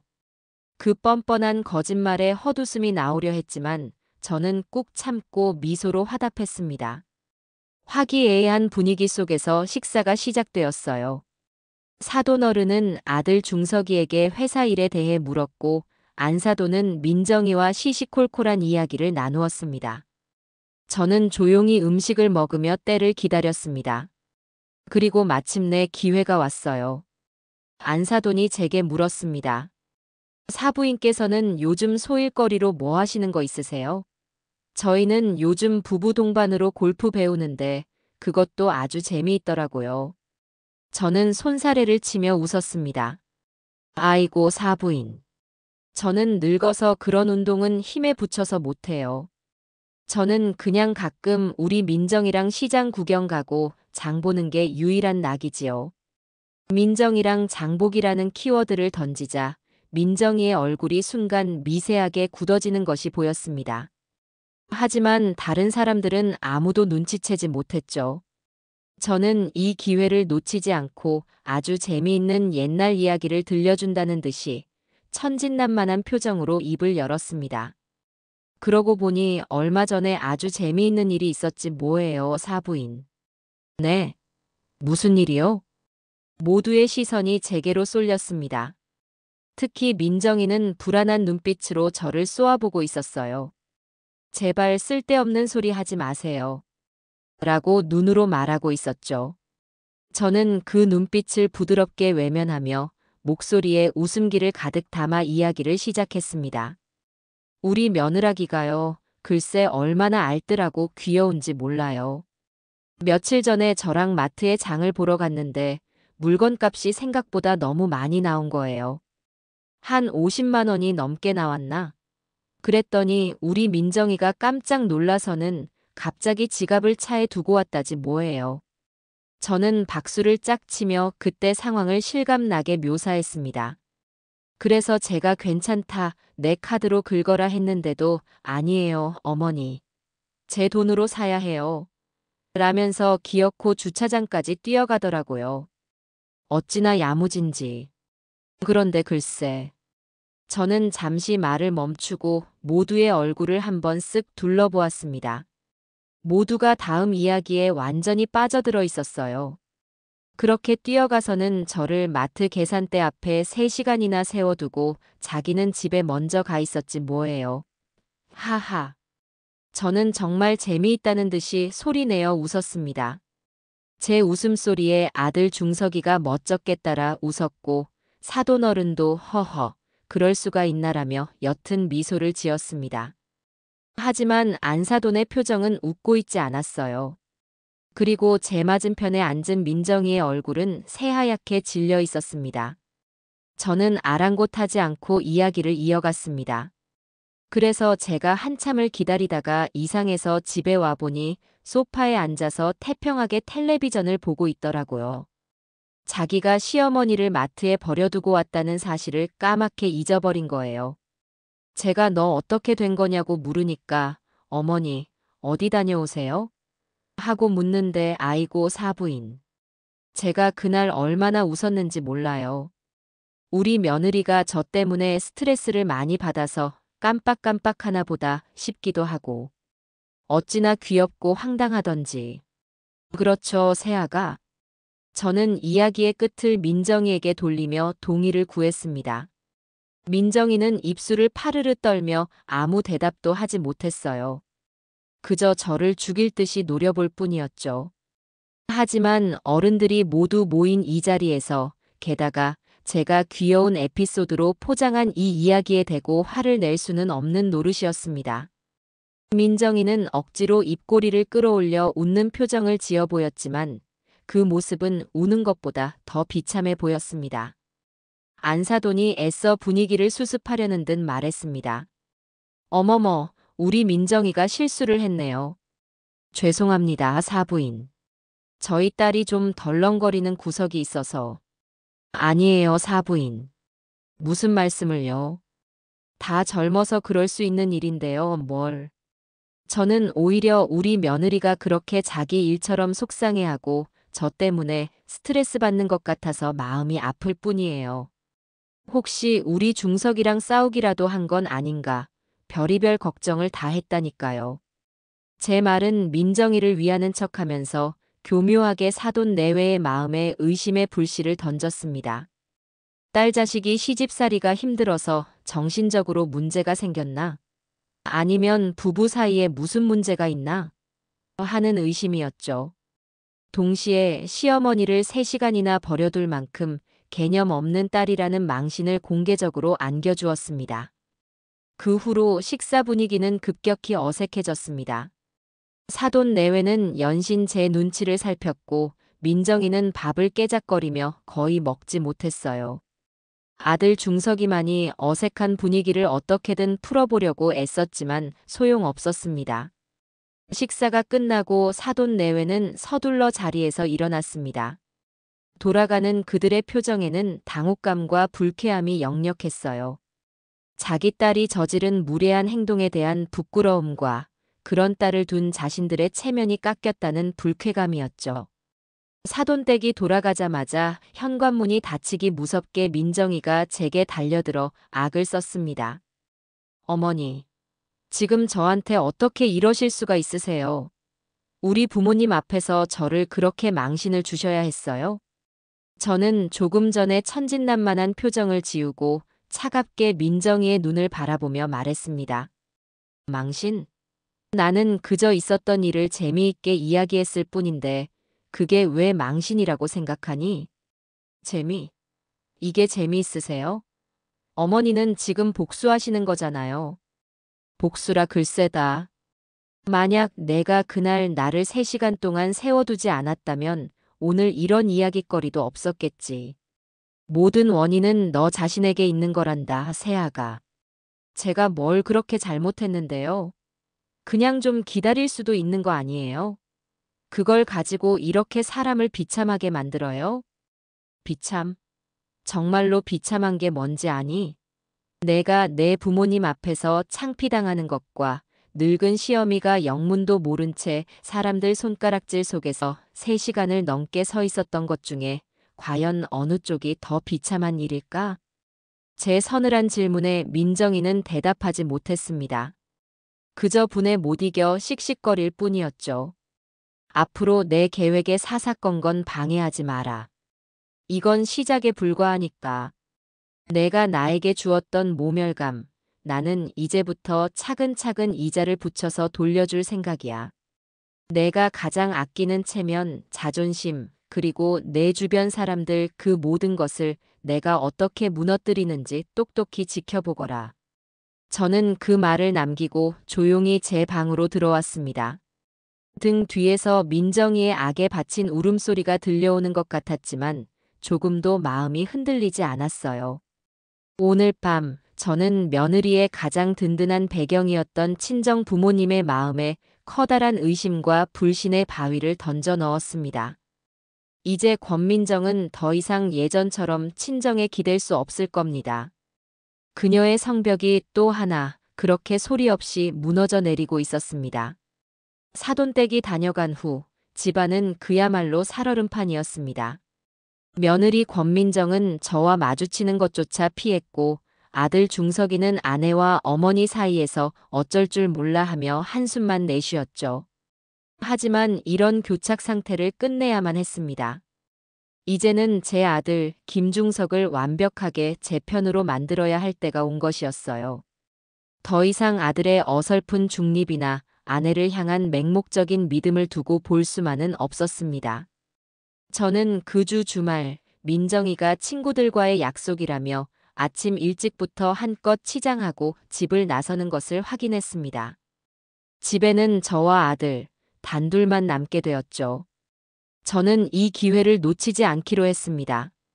거실에서 신문을 보고 있는 아들에게 다가가 저는 조용히 찻잔을 내려놓았습니다. 중서가, 잠깐 나하고 얘기 좀 하자. 제 목소리는 낮고 진지했습니다. 아들은 불길한 예감이라도 한 듯 마지못해 신문을 내려놓고 저를 바라봤어요. 무슨 할 말인데, 엄마. 내게 보여줄 것이 있다. 저는 말없이 제 방으로 들어가 노트북과 함께 지난 며칠간 제가 밤새워 정리해둔 서류 봉투를 들고 나왔습니다. 그리고 아들의 맞은편 소파에 앉아 거실 테이블 위에 서류들을 하나씩 꺼내놓기 시작했어요. 첫 번째는 지난 6개월간의 카드 명세서였습니다. 제가 중요한 부분마다 형광펜으로 표시해둔 그 서류들이었죠. 이게 뭔데? 아들은 영문을 모르겠다는 표정으로 명세서를 집어들었습니다. 저는 차분한 목소리로 설명하기 시작했어요. 내가 민정이에게 준 카드, 바로 그 카드의 사용 내역서다. 한번 천천히 읽어보렴. 아들은 미심쩍은 얼굴로 명세서를 넘기기 시작했습니다.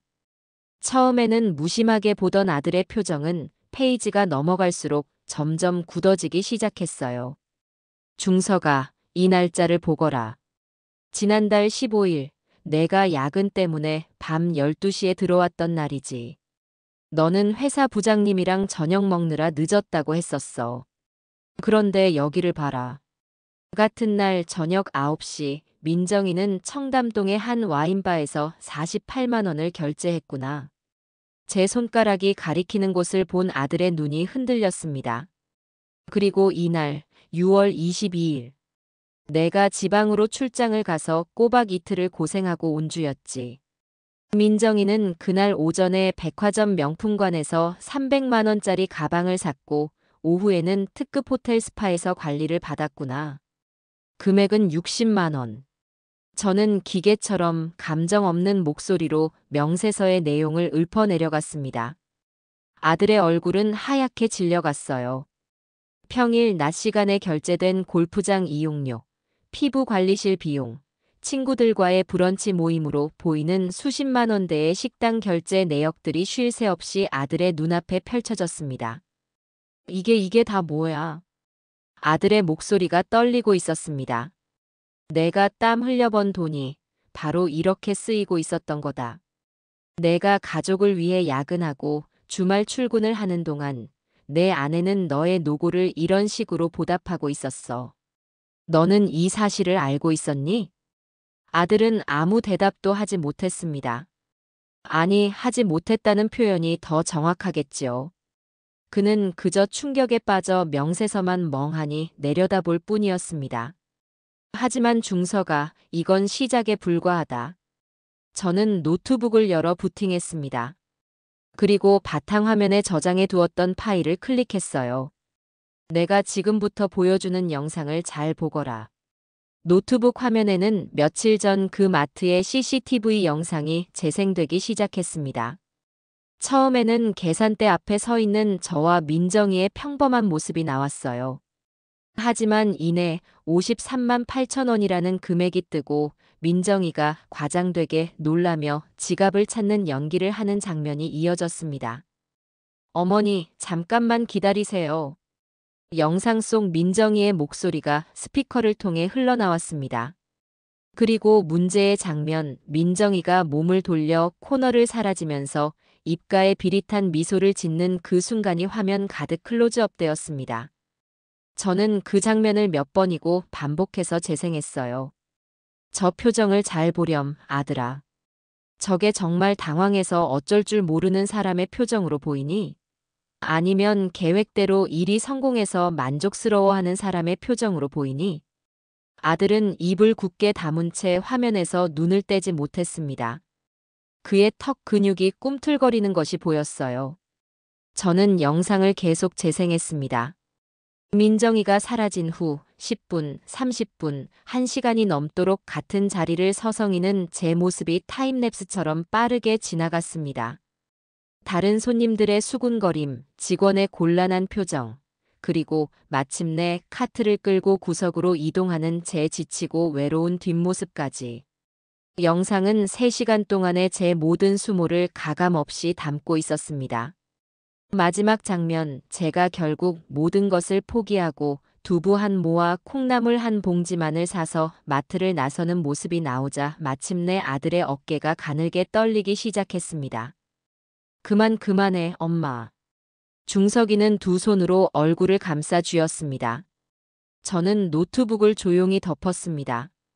거실에는 아들의 거친 숨소리만이 가득했습니다. 이제 알겠니?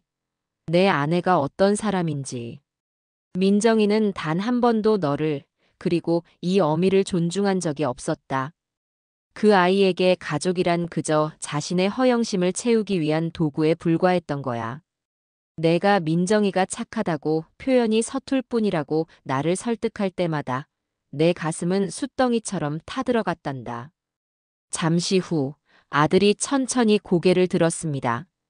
그의 눈은 붉게 충혈되어 있었고 그 눈에서는 제가 한 번도 본 적 없는 깊은 분노와 배신감, 그리고 스스로에 대한 혐오감이 이글거리고 있었습니다.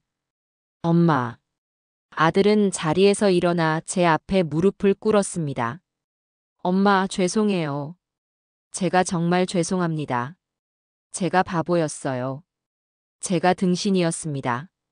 제 아내 하나 제대로 알아보지 못하고 엄마 마음을 이렇게 아프게 해드렸어요. 정말 죄송합니다. 아들은 어린아이처럼 소리내어 울기 시작했습니다.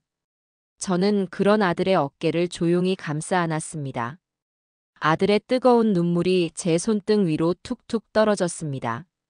늦었지만 이제라도 제 아들이 진실을 마주하게 된 것이 다행이라고 생각했어요.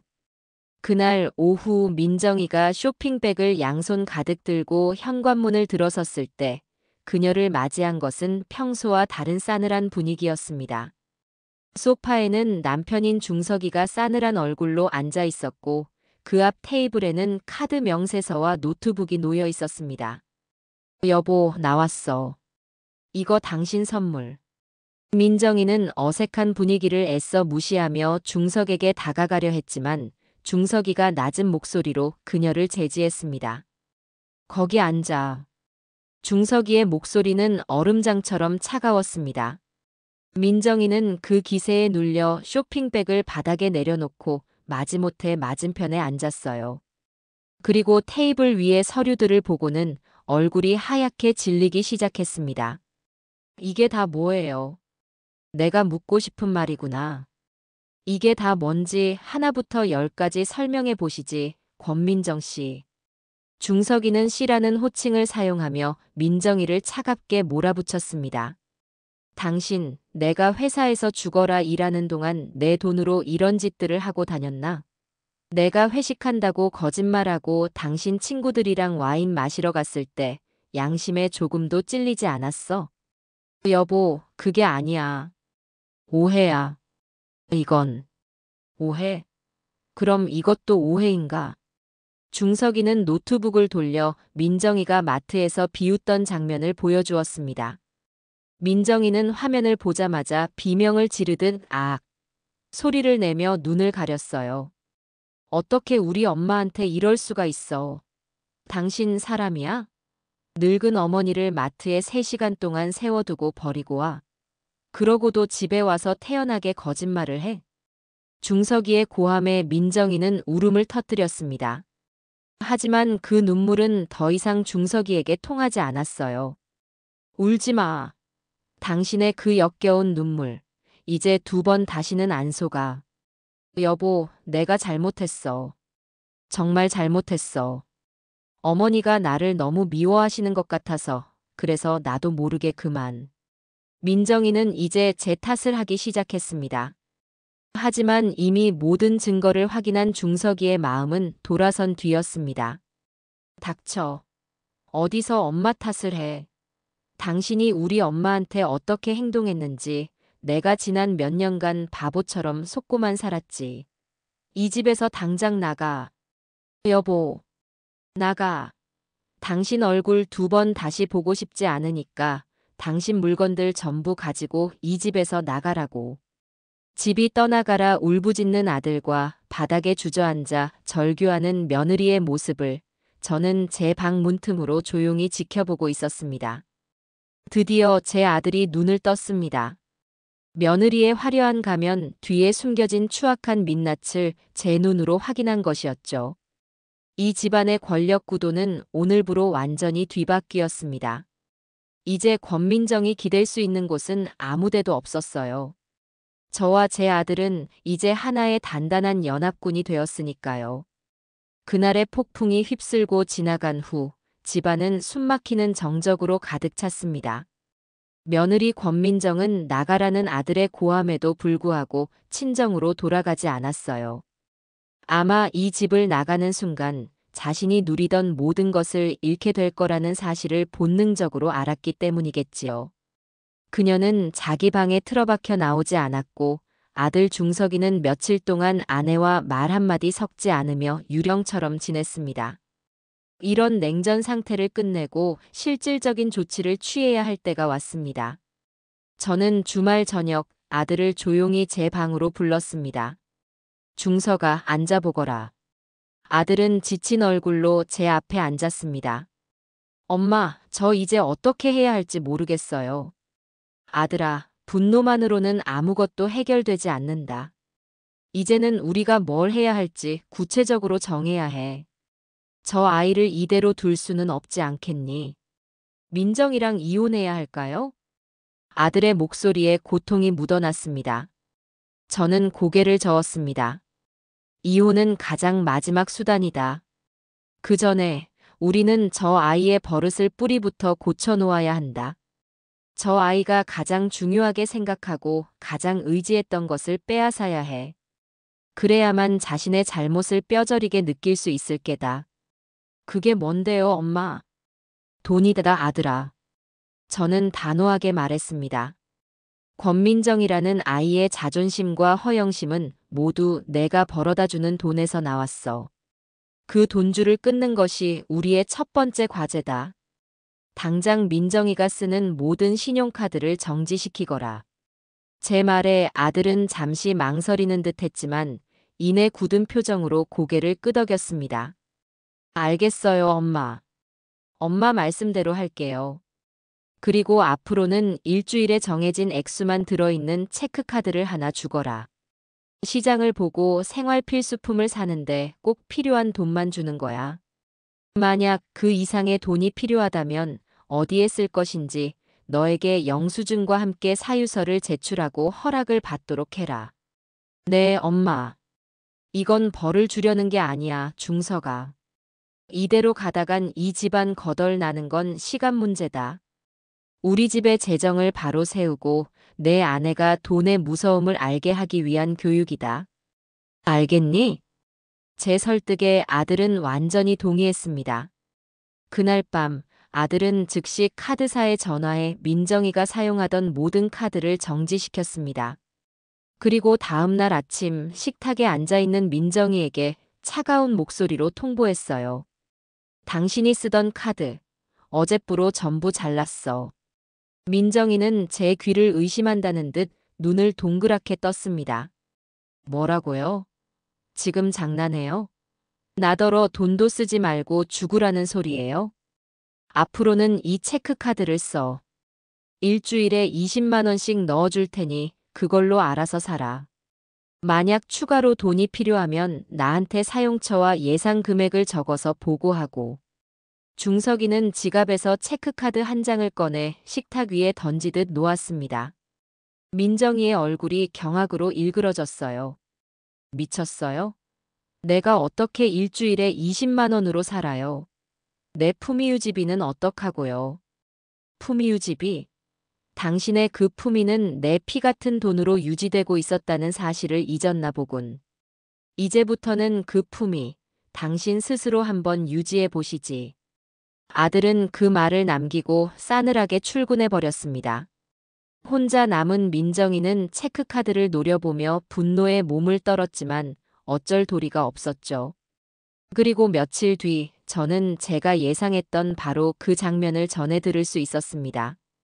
바로 민정이의 친구 박혜진에게서 온 전화였어요. 혜진이는 아주 조심스러운 목소리로 제게 안부를 물었습니다. 어머님, 안녕하세요. 다름이 아니라 오늘 민정이랑 백화점에서 만났는데. 혜진이가 말을 흐렸습니다. 저는 모르는 척 물었죠. 응, 민정이랑? 그런데 왜? 그게 민정이가 뭘 사려고 카드를 냈는데 한도 초과라고 결제가 안 되는 거예요. 다른 카드를 내도 다 마찬가지고요.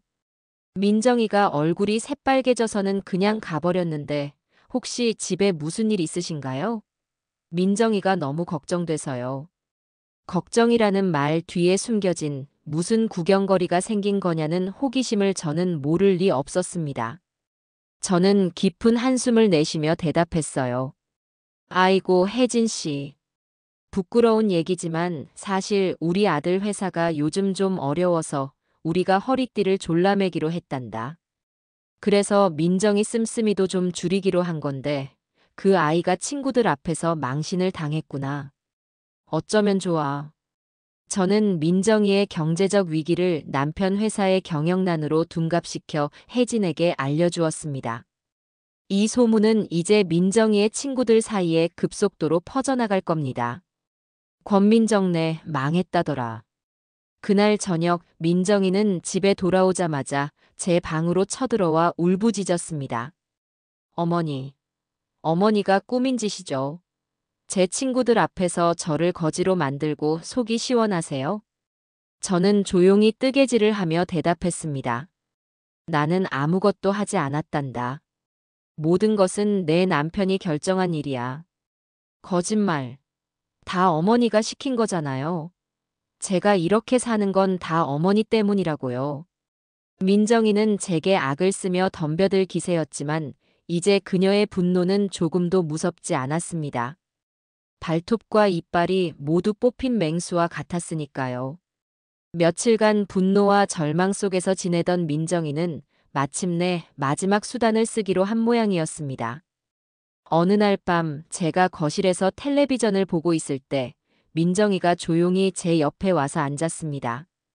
그리고는 눈물을 뚝뚝 흘리며 제 손을 잡더군요. 어머니, 제가 다 잘못했어요. 정말이에요. 제가 어리석었어요. 중석 씨한테는 이제 더 이상 할 말이 없어요. 어머니, 제발 저 좀 도와주세요. 어머니가 중석 씨 좀 설득해 주시면 안 될까요? 눈물로 호소하는 연기는 여전히 훌륭했지만 저는 더 이상 속지 않았습니다. 제가 앞으로 정말 잘할게요.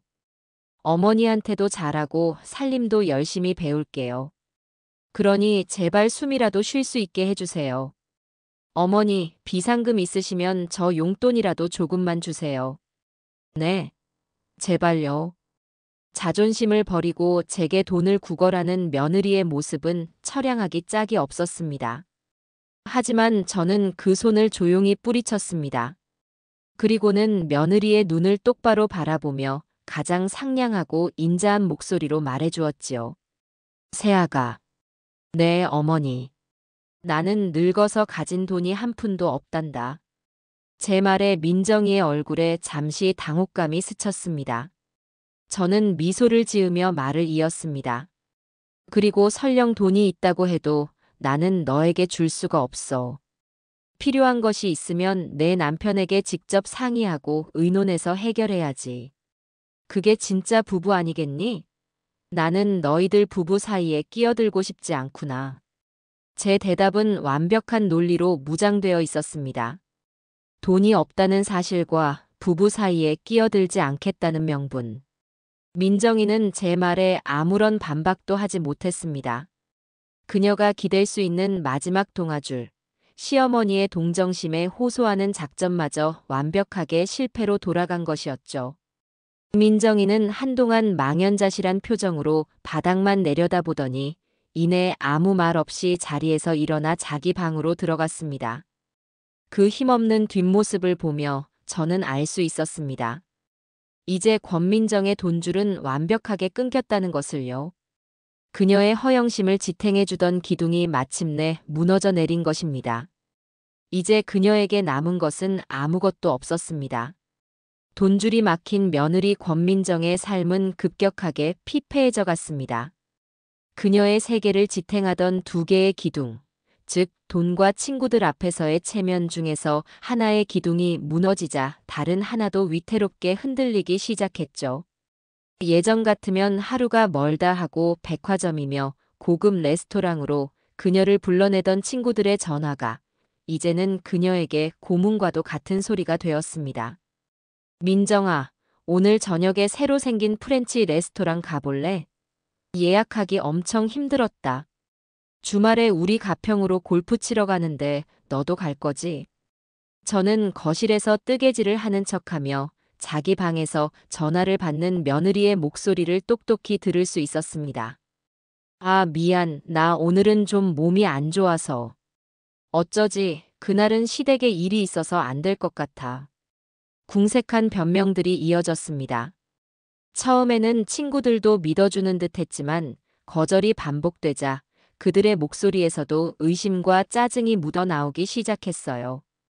전화 통화가 끝나면 민정이는 휴대폰을 던지거나 쿠션을 발로 차는 등 자신의 방 안에서 히스테리를 부리곤 했습니다. 저는 그 모든 소리를 들으면서도 모르는 척 제 뜨개질 코만 묵묵히 세고 있었지요. 그러던 어느 날 민정이가 제게 처음으로 무언가를 부탁하러 왔습니다. 그녀의 생일이 다가오고 있었던 겁니다. 예년 같았으면 특급 호텔에서 친구들과 화려한 파티를 열었겠지만 지금의 그녀에겐 어림도 없는 일이었죠. 어머니. 쭈뼛거리며 제 방 문을 여는 모습이 어색하기 짝이 없었습니다. 다름이 아니라 이번 주 금요일이 제 생일이잖아요. 그래서 친구들 몇 명만 불러서 집에서 조촐하게 식사라도 하려고요. 그래, 잘 생각했다. 그러니 그날 저녁에 쓸 돈을 조금만 미리 주시면 안 될까요? 체크카드에 있는 돈만으로는 장보기도 빠듯해서요. 목소리는 기어 들어갔지만 그 눈에는 여전히 이 정도는 해줘야 하는 거 아니냐는 식의 당당함이 서려 있었습니다. 저는 잠시 생각하는 척하다가 입을 열었어요. 내 생일이니 당연히 챙겨줘야지. 그런데 돈을 그냥 주기는 좀 그렇구나. 네. 내 남편, 중석이한테 허락을 받아오너라. 내 생일 파티 예산 계획서를 만들어서 어디에 얼마가 필요한지 꼼꼼하게 적어서 보여주고 내 남편이 승인하면 내가 그 돈을 내주마. 이제부터 우리 집의 모든 지출은 투명하게 관리하기로 했잖니. 제 대답에 민정이는 얼굴이 벌개졌습니다. 친구들과의 파티 비용을 남편에게 보고하고 허락을 받으라는 제 말이 그녀의 마지막 남은 자존심을 건드렸던 거죠. 하지만 달리 방법이 없었을 겁니다. 민정이는 며칠을 끙끙 앓다가 결국 남편에게 파티 예산안을 제출했습니다. 아들은 제게 그 서류를 보여주며 어찌할지 물었고 저는 내가 가장으로서 판단해서 합당한 금액만 승인해 주어라라고 말했죠. 결국 아들은 민정이가 요구한 금액의 3분의 1만을 승인해 주었습니다. 고급 와인과 스테이크 대신 과자와 맥주 몇 병을 살 수 있는 돈이었죠. 파티 당일 민정이는 그 적은 예산으로 어떻게든 구색을 맞춰보려고 애를 썼습니다. 난생 처음으로 직접 카나페 같은 것을 만들어 보겠다며 주방을 엉망으로 만들었고 인터넷을 보며 칵테일을 만들겠다고 값싼 주스들을 섞어 놓았죠. 저는 그 모습을 조용히 지켜볼 뿐 아무런 도움도 주지 않았습니다. 저녁이 되자 민정이의 친구들이 하나둘씩 도착했습니다. 역시나 그 중심에는 박혜진이 있었죠. 그들은 예전처럼 명품 옷과 가방으로 한껏 치장하고 있었습니다. 하지만 집안에 들어선 그들의 표정은 미묘하게 변해갔습니다. 화려한 파티 장식 대신 풍선 몇 개가 전부였고 식탁 위에는 값비싼 샴페인 대신 맥주캔과 과자 몇 봉지가 전부였으니까요. 어머, 민정아. 이게 다야? 한 친구가 노골적으로 물었습니다. 민정이는 애써 웃으며 대답했어요. 응, 요즘은 이렇게 소박하게 홈파티하는 게 유행이야. 다들 편하게 즐겨. 하지만 그 말은 공허하게 들릴 뿐이었습니다. 친구들은 소파에 앉아 서로 눈빛을 교환하며 수군거렸어요. 혜진이 말이 맞았네. 민정이네, 정말 무슨 일 있나 봐. 남편 회사가 어렵다더니 사실인가 보네. 어쩌다 저렇게 됐대? 그들의 동정 어린 시선과 작은 목소리가 민정이에게는 칼날처럼 박혔을 겁니다. 분위기는 어색했고 대화는 계속 끊겼습니다. 민정이는 안절부절 못하며 억지로 분위기를 띄우려 했지만 그럴수록 그녀의 모습은 더욱더 초라해 보일 뿐이었어요. 저는 바로 그 순간을 기다렸습니다. 파티의 어색함이 최고조에 달했을 무렵 저는 제 방문을 열고 거실로 나갔습니다. 제 손에는 김이 모락모락 나는 아주 크고 먹음직스러운 갈비찜 쟁반이 들려 있었어요. 간장과 마늘, 과일 향이 달콤하게 어우러진 냄새가 거실 가득 퍼져나갔습니다. 아이고, 우리 며느리 친구들이 다 모였구나. 내가 너무 늦었네. 제 등장에 모두의 시선이 집중되었습니다. 민정이는 경악한 표정으로 저를 쳐다봤고 그녀의 친구들은 눈을 동그랗게 뜨고 제 손에 들린 갈비찜을 바라봤죠. 저는 가장 인자하고 자애로운 시어머니의 미소를 지으며 식탁 가운데에 갈비찜을 내려놓았습니다. 어서 와요, 얘들아. 나는 민정이 시어머니란다. 아, 안녕하세요. 친구들은 어쩔 줄 몰라 하며 자리에서 일어나 꾸벅 인사를 했습니다. 저는 손사래를 치며 그들을 다시 앉혔어요. 앉아, 앉아. 편하게들 있어. 우리 며느리 생일인데 내가 이 정도는 해줘야지. 민정이가 음식을 많이 준비 못한 것 같아서 내가 좀 만들어 봤어. 솜씨는 없지만 많이들 들어요. 제 말은 아주 친절했지만 그 속에는 날카로운 칼이 숨어 있었습니다. 며느리는 능력이 없어서 이 정도밖에 준비 못했지만 능력 있는 시어머니인 내가 이 파티를 구제하러 왔다는 의미였죠. 그리고 저는 결정타를 날렸습니다. 민정이의 어깨를 사랑스럽게 감싸 안으며 그녀의 친구들을 향해 말했어요. 우리 며느리가요, 요즘 절약하는 법을 배우느라 고생이 아주 많아. 예전에는 돈을 물 쓰듯 하더니 이제는 콩나물 하나를 사도 얼마나 꼼꼼하게 따지는지. 제가 다 기특하고 대견하다니까요. 그렇죠, 새아가. 절약하는 법을 배우는 며느리. 기특하고 대견하다. 이 두 마디는 권민정의 사회적 생명줄을 완전히 끊어버리는 사형 선고와도 같았습니다. 친구들 사이에서 여왕처럼 군림하던 부잣집 사모님 권민정의 이미지는 온데간데 없이 사라지고 이제 그녀는 시어머니에게 살림을 배우고 칭찬이나 받아야 하는 철없는 아내로 전락해버린 것이었습니다. 친구들이 민정이를 바라보는 시선이 달라졌어요. 이전까지는 동정과 호기심이었다면 이제는 명백한 무시와 경멸이 섞여 있었습니다. 아, 쟤는 이제 우리랑 급이 다르구나. 하는 그런 눈빛이었죠. 박혜진이 애써 분위기를 바꿔보려는 듯 제게 물었습니다. 어머님, 정말 대단하세요. 요즘 세상에 이렇게 요리 잘하는 시어머니가 어디 있다고요? 저는 그 칭찬을 받으며 웃었습니다. 뭘요? 다 우리 민정이 잘 가르쳐서 나중에 혜진 씨 같은 친구들한테 맛있는 밥 한 끼 차려주게 하려고 그러는 거지. 우리 민정이가 아직은 서툴러도 마음만은 착한 아이란다. 그 말은 민정이에 대한 마지막 확인 사살이었습니다. 그녀의 모든 것을 서툴고 부족하지만 착한 아이로 규정해 버림으로써 그녀가 다시는 친구들 앞에서 예전처럼 당당하게 설 수 없도록 만든 것이죠. 파티는 그렇게 끝이 났습니다. 친구들은 갈비찜만 몇 점 집어먹고는 이런저런 핑계를 대며 서둘러 자리를 떴습니다. 텅 빈 거실에는 값싼 과자 부스러기와 엉망이 된 주방 그리고 영혼이 빠져나간 듯 멍하니 소파에 앉아있는 권민정만이 남아있었어요. 이번에는 분노의 고함도 악에 바친 울음도 없었습니다. 그저 깊이를 알 수 없는 침묵만이 흘렀죠. 민정이는 마치 모든 것을 포기한 사람처럼 미동도 없이 앉아 있었습니다. 그녀가 평생을 바쳐 쌓아 올렸던 허영의 성이 제 손에 들린 갈비찜 하나에 처참하게 무너져 내린 것입니다. 저는 조용히 식탁을 치우며 생각했습니다. 이제 저 아이에게 남은 카드는 무엇일까?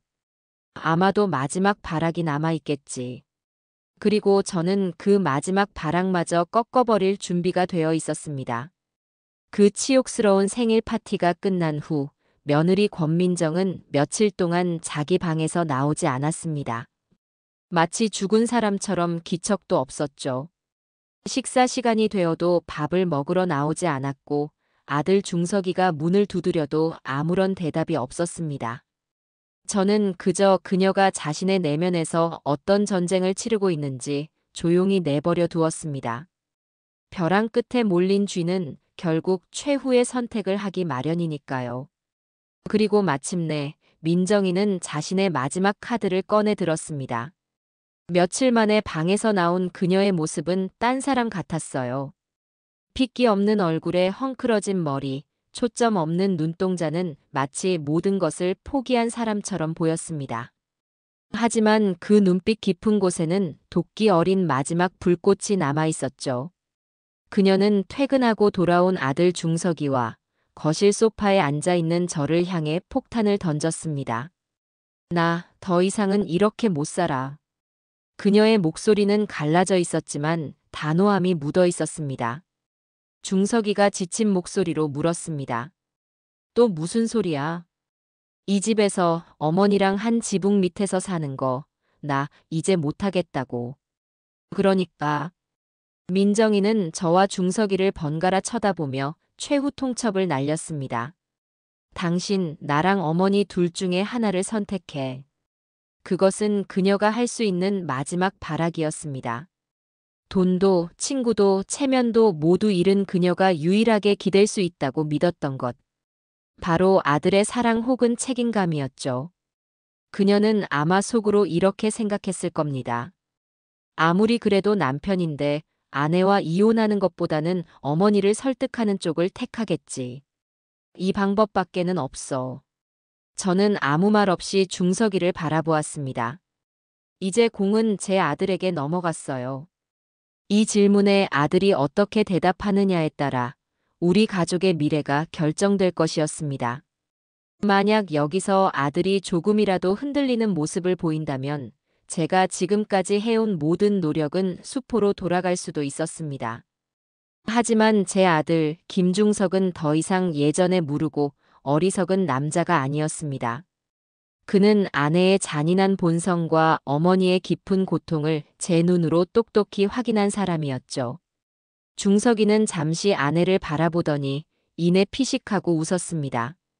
그것은 비웃음도 조소도 아닌 깊은 허탈함에서 우러나온 웃음이었습니다. 선택? 아들이 나직하게 되물었습니다. 선택할 것도 없는 걸 가지고 뭘 선택하라는 거지? 뭐라고요? 민정이는 남편의 예상 밖의 반응에 당황한 기색이 역력했습니다. 중석이는 자리에서 일어나 민정이의 앞에 섰습니다. 지금 나더러 나를 낳고 당신이 그토록 모욕하고 괴롭혔던 우리 엄마를 버리라고 말하는 건가? 당신과 살기 위해서? 그렇다면 답은 이미 정해져 있는 거 아닌가? 내가 당신 같은 여자랑 살자고 우리 엄마를 버릴 사람으로 보여.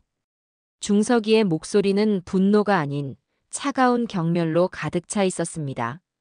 그는 민정이에게 한 걸음 더 다가섰습니다. 지난 몇 년간 나는 당신의 그럴듯한 거짓말에 노란한 바보였어. 당신이 우리 엄마한테 얼마나 무례하게 굴었는지, 당신이 내 돈으로 얼마나 사치스러운 생활을 했는지 나는 아무것도 몰랐지. 아니, 어쩌면 알면서도 외면했는지 몰라. 가정이 시끄러워지는 게 싫어서. 여보, 그건. 하지만 이제 끝났어, 권민정. 당신이라는 사람의 밑바닥을 내 눈으로 똑똑히 확인했으니까. 당신은 우리 엄마뿐만 아니라 나에 대한 존중도 없었어. 당신에게 나는 그저 당신의 허영심을 채워주는 돈 버는 기계에 불과했지. 중석이는 담담하게, 하지만 가슴에 비수처럼 박히는 말들을 쏟아냈습니다. 그리고는 마지막 말을 꺼냈어요. 좋아, 당신 뜻대로 선택해주지. 나는 우리 엄마를 선택하겠어. 그러니 당신은 이제 이 집에서 나가도 좋아. 당신이 원하던 거잖아. 이혼. 그래, 이혼해주지. 당신 같은 사람이랑 더 이상 부부라는 이름으로 엮이고 싶지 않으니까. 위자료는 한 푼도 줄 수 없어. 당신이 그동안 내 돈으로 쓴 것만 해도 충분하고 혼인 파탄의 책임은 명백하게 당신에게 있으니까. 이혼 서류, 내가 내일 당장 준비하지. 그 말을 들은 민정이의 얼굴에서 모든 핏기가 사라졌습니다. 그녀의 마지막 보루였던 이혼 협박이 오히려 그녀의 목을 조르는 칼이 되어 돌아온 것이었죠. 그녀는 자신이 완전히 잘못된 수를 뒀다는 것을 깨달았습니다. 남편은 더 이상 자신의 편이 아니었고 돌아갈 다리는 모두 불타 없어진 뒤였습니다. 여보, 내가 잘못했어. 민정이는 그제야 바닥에 주저앉아 중석이의 바짓가랑이를 붙잡고 애원하기 시작했습니다. 내가 정말 미쳤었나 봐. 제발, 제발 한 번만 용서해줘. 이혼만은 안 돼, 제발. 하지만 중석이는 차갑게 그녀의 손을 뿌리쳤습니다. 이제 와서 비는 모습이 더욱 역겹게 느껴졌을 겁니다. 바로 그 순간이었습니다. 저는 조용히 자리에서 일어나 울부짖는 며느리와 냉담한 아들 사이로 걸어갔습니다. 이제는 제가 나서야 할 때였어요. 하지만 저는 더 이상 싸우기 위해 나선 것이 아니었습니다. 이 모든 비극을 끝내고 새로운 질서를 세우기 위한 중재자로서 나선 것이었죠. 저는 먼저 바닥에 주저앉아 있는 민정이에게 손을 내밀었습니다. 세아가 우선 일어나거라. 바닥이 차다. 민정이는 제 손을 잡지 못하고 그저 고개를 숙인 채 흐느끼기만 했습니다. 저는 그런 며느리를 내려다보며 조용하지만 단호한 목소리로 말했어요. 나는 너희들이 헤어지는 것을 원치 않는다. 제 말에 중석이와 민정이가 동시에 저를 쳐다보았습니다. 중석아, 너도 잠시 화를 가라앉히거라. 부부의 연이라는 것이 그렇게 쉽게 끊어낼 수 있는 것은 아니다. 저는 아들을 진정시킨 뒤 다시 민정이에게 시선을 돌렸습니다. 세아가, 너가 지난 시간 동안 나에게 그리고 이 가정에 얼마나 큰 상처를 주었는지 너는 이제 조금은 알겠니? 민정이는 고개를 끄덕이며 흐느꼈습니다. 너는 아마 나를 미워했을 테지. 내 자유로운 삶의 걸림돌이 되는 촌스럽고 고리타분한 늙은 시어머니라고 생각했을 거야. 내 마음을 이해 못하는 것은 아니다. 하지만 내가 선택한 방법은 너무나도 어리석고 잔인했어. 존중이 없는 관계는 사상 누각과도 같아서 결국 이렇게 무너지게 마련이란다. 저는 한숨을 내쉬고는 민정이에게 마지막 기회를 주기로 했습니다. 내가 내게 마지막으로 한 번의 기회를 주려고 한다. 이혼을 하고 이 집을 떠나 완전히 새로운 삶을 살 것인지 아니면. 저는 잠시 말을 멈추고 며느리의 눈을 깊이 들여다보았습니다. 이곳에 남아서 과거의 권민정을 버리고 이 집의 진짜 며느리, 내 아들의 진짜 아내로서 다시 태어날 것인지. 너 스스로 선택하거라. 만약 남기를 선택한다면 그 길은 결코 쉽지 않을 게다. 너는 내 잘못을 진심으로 사죄해야 하고 너의 모든 것을 내려놓고 처음부터 다시 시작해야만 해. 내가 그리고 내 남편이 제시하는 규칙들을 따라야 하고 다시는 우리를 기만해서는 안 된다. 그럴 자신이 있니? 제 제안은 일종의 항복 권유였습니다. 모든 것을 버리고 떠나거나 아니면 모든 것을 내려놓고 완벽하게 항복하고 새로운 사람이 되거나. 선택권은 오롯이 민정이에게 있었습니다. 거실에는 무거운 침묵이 흘렀습니다. 민정이는 고개를 숙인 채 한참 동안 말이 없었어요. 그녀의 어깨가 가늘게 떨리고 있었습니다. 그녀의 머릿속에서는 아마 자신의 지난 삶과 앞으로의 미래가 치열하게 싸우고 있었을 겁니다. 그리고 잠시 후 그녀는 떨리는 목소리로 간신히 입을 열었습니다. 그 대답이 우리 가족의 미래를 결정하게 될 것이었습니다. 깊은 침묵의 시간 끝에 며느리 권민정은 마침내 고개를 들었습니다. 그녀의 얼굴은 눈물과 콧물로 범벅이 되어 있었지만 그 눈빛에는 이전에는 볼 수 없었던 것이 담겨 있었어요. 그것은 마지막 남은 자존심마저 모두 버린 자의 체념이었고 동시에 모든 것을 잃고 나서야 비로소 보이는 간절함 같은 것이었습니다. 민정이는 제 앞에 기어오다시피 다가와 엎드려 절을 하듯 이마를 차가운 바닥에 대었습니다. 그리고는 목이 맨 소리로 그러나 한 글자 한 글자 힘을 주어 말하기 시작했습니다. 어머니, 제가 다 잘못했습니다. 그것은 이전의 위기를 모면하기 위한 거짓 눈물이나 연기와는 다른 처절한 자기 고백이었습니다. 제가 어리석었어요. 어머니를 무시하고 중석 씨를 기만하고 제 분수도 모르고 허영심에만 빠져 살았습니다. 어머니께서 마트에서 저를 기다리실 때 저는 집에서 웃고 있었습니다. 어머니께서 제 친구들 앞에서 저를 감싸주시는 척 망신을 주셨을 때 저는 어머니를 죽도록 미워했습니다. 하지만 지금 생각해보니 모든 게 다 제 잘못이었습니다. 제가 뿌린 씨앗을 제가 거둔 것뿐이었습니다. 정말 죄송합니다, 어머니. 민정이는 바닥에 이마를 댄 채 오랫동안 흐느꼈습니다.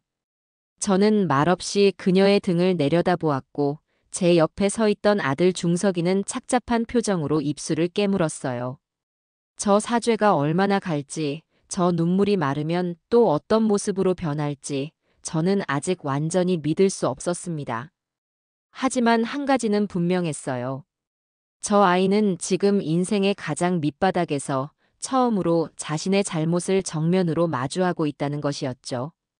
저는 중석이에게 눈짓을 했습니다. 아들은 잠시 망설이다가 이내 바닥에 엎드려 있는 아내에게 다가가 그녀의 팔을 잡아 일으켜 주었습니다. 그날 이후 우리 집에는 새로운 질서가 세워졌습니다. 그것은 제가 일방적으로 선포한 것이 아니라 저와 아들, 그리고 며느리가 함께 동의한 가족 계약과도 같은 것이었어요. 첫째, 권민정은 경제적으로 독립해야만 했습니다. 저는 민정이에게 말했어요.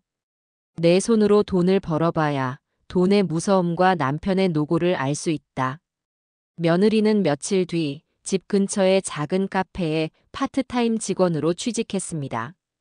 처음에는 서툰 일솜씨의 주인에게 꾸중도 듣고 손님들의 불평에 얼굴을 붉히기도 했지만 그녀는 묵묵히 일을 그만두지 않았어요. 매일 저녁 지친 얼굴로 돌아와 자신의 발을 주무르는 며느리의 모습을 보며 저는 그녀가 조금씩 변하고 있다는 것을 느낄 수 있었습니다. 둘째, 우리 집의 모든 재정은 투명하게 공개하기로 했습니다. 아들의 월급이 들어오면 한 달의 예산을 함께 계획하고 모든 지출은 가계부 앱을 통해 공유했어요. 민정이는 자신이 번 돈으로 처음으로 화장품을 사고 아들의 내복을 사왔습니다. 그리고 어느 날 저녁에는 제게 작은 약 상자를 내밀더군요. 어머니, 무릎 아프실 때 드세요. 제가 번 돈으로 처음 사온 거예요.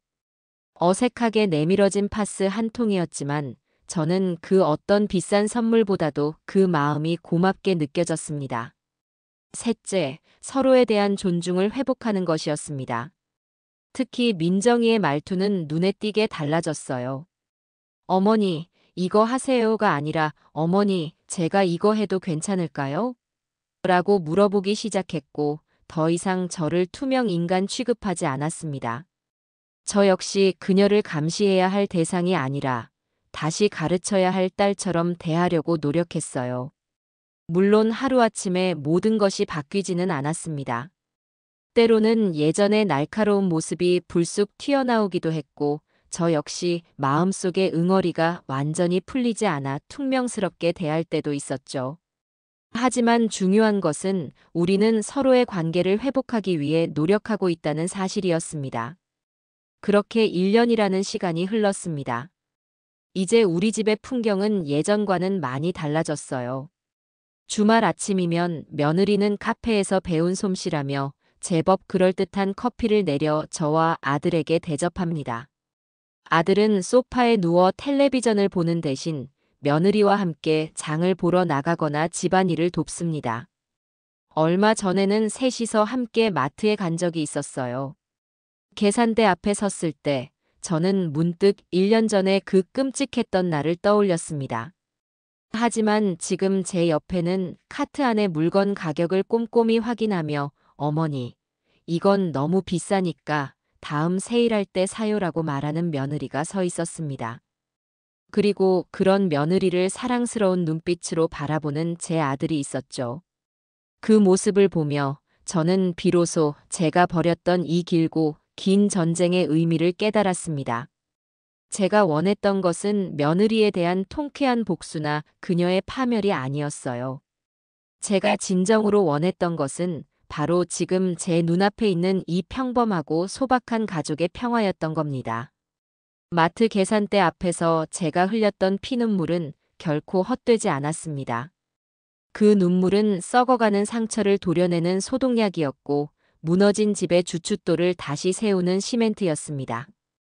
때로는 극약 처방이 필요한 법이고 진정한 평화는 때로 가장 치열한 전쟁 끝에 찾아온다는 것을 저는 제 삶을 통해 배운 셈입니다. 저는 이제 더 이상 며느리의 눈치를 보거나 그녀의 거짓말에 속아 넘어가지 않습니다. 저는 이 집의 가장 큰 어른으로서 제자리를 굳건히 지키고 있으니까요. 가끔씩 며느리가 제게 어머니, 저 아직도 미우시죠? 라고 조심스럽게 물을 때가 있습니다. 그러면 저는 이렇게 대답해 주곤 합니다. 밉다, 곱다 하는 마음도 다 정이 있어야 생기는 거란다. 그냥 너는 이제부터 진짜 내 며느리가 되어가는 중이라고만 생각하거라. 그러면 며느리는 멋쩍게 웃으며 제 어깨를 주물러 주곤 합니다. 아직은 서툴고 어색하지만 우리는 그렇게 서로에게 조금씩 스며들며 새로운 가족이 되어가고 있습니다. 통쾌한 사이다 한 잔을 마신 듯한 짜릿함은 이제 희미해졌지만 그 대신 따뜻한 숭늉처럼 구수하고 은은한 행복이 제 마음속에 자리 잡고 있습니다. 그리고 저는 그 행복이 참으로 값지고 소중하다는 것을 압니다.